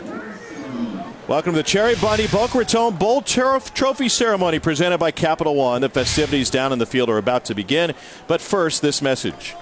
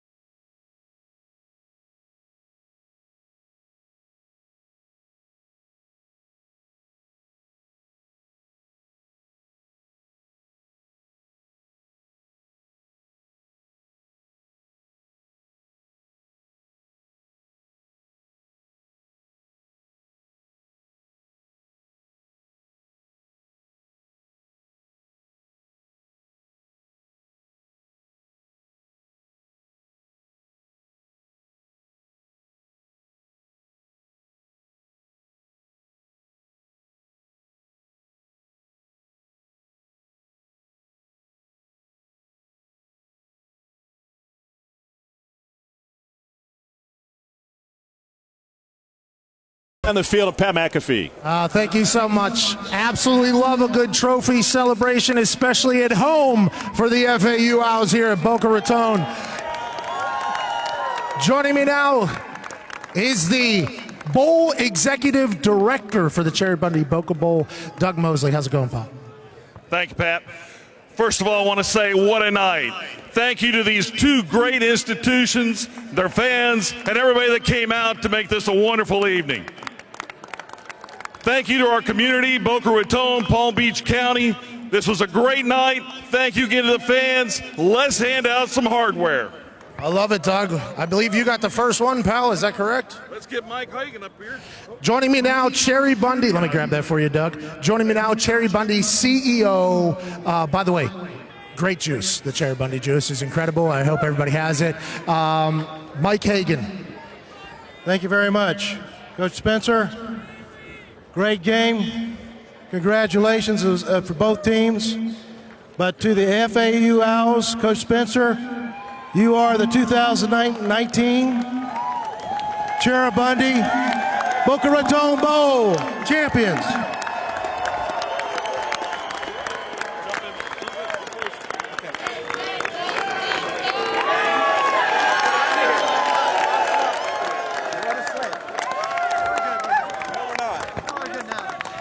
Coach, interim head coach, not an easy position to be in. How good does it feel to raise that big trophy right here at home? I wish we had about 120 of them to go around, so all these guys could have done that, because it's always been about them. These last 2 weeks have been pretty stressful on these guys. I was just privileged to be a part of it. I was next man up. They bought in to doing it for each other, and had a heck of a night. It's about them.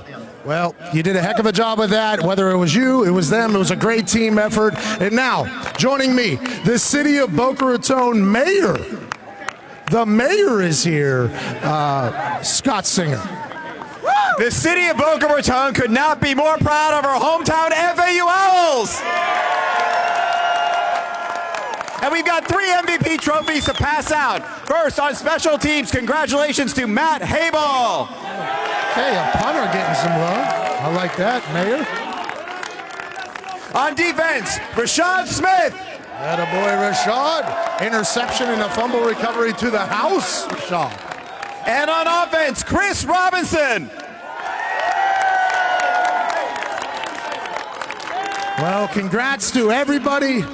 Congrats to the mayor. I don't know when he got voted in, but I'm proud of you, buddy. And big thanks to Cherry Bundy for sponsoring a great bowl here in Boca Raton. Let's send it back up to the wonderful Tom Hart and Joey Galloway. First time we've talked politics all year. Congrats to the mayor. Well, speaking of great performances, let's take a look at today's Capital One rewarding performance. Chris Robinson was outstanding in this game to go along with great play calling, but he delivered the ball downfield, made timely throws, got the ball out of his hand, worked every inch of the field with the ball. And you could see this confidence when we talked to this young man, that he knew that he had the ability to come out and play the way he did. So congratulations to Chris Robinson and the way he played in this game. 3 MVPs for FAU. They finish with 11 wins. Thank you for watching the Cherry Bundy Boca Raton Bowl Trophy Ceremony presented by Capital One.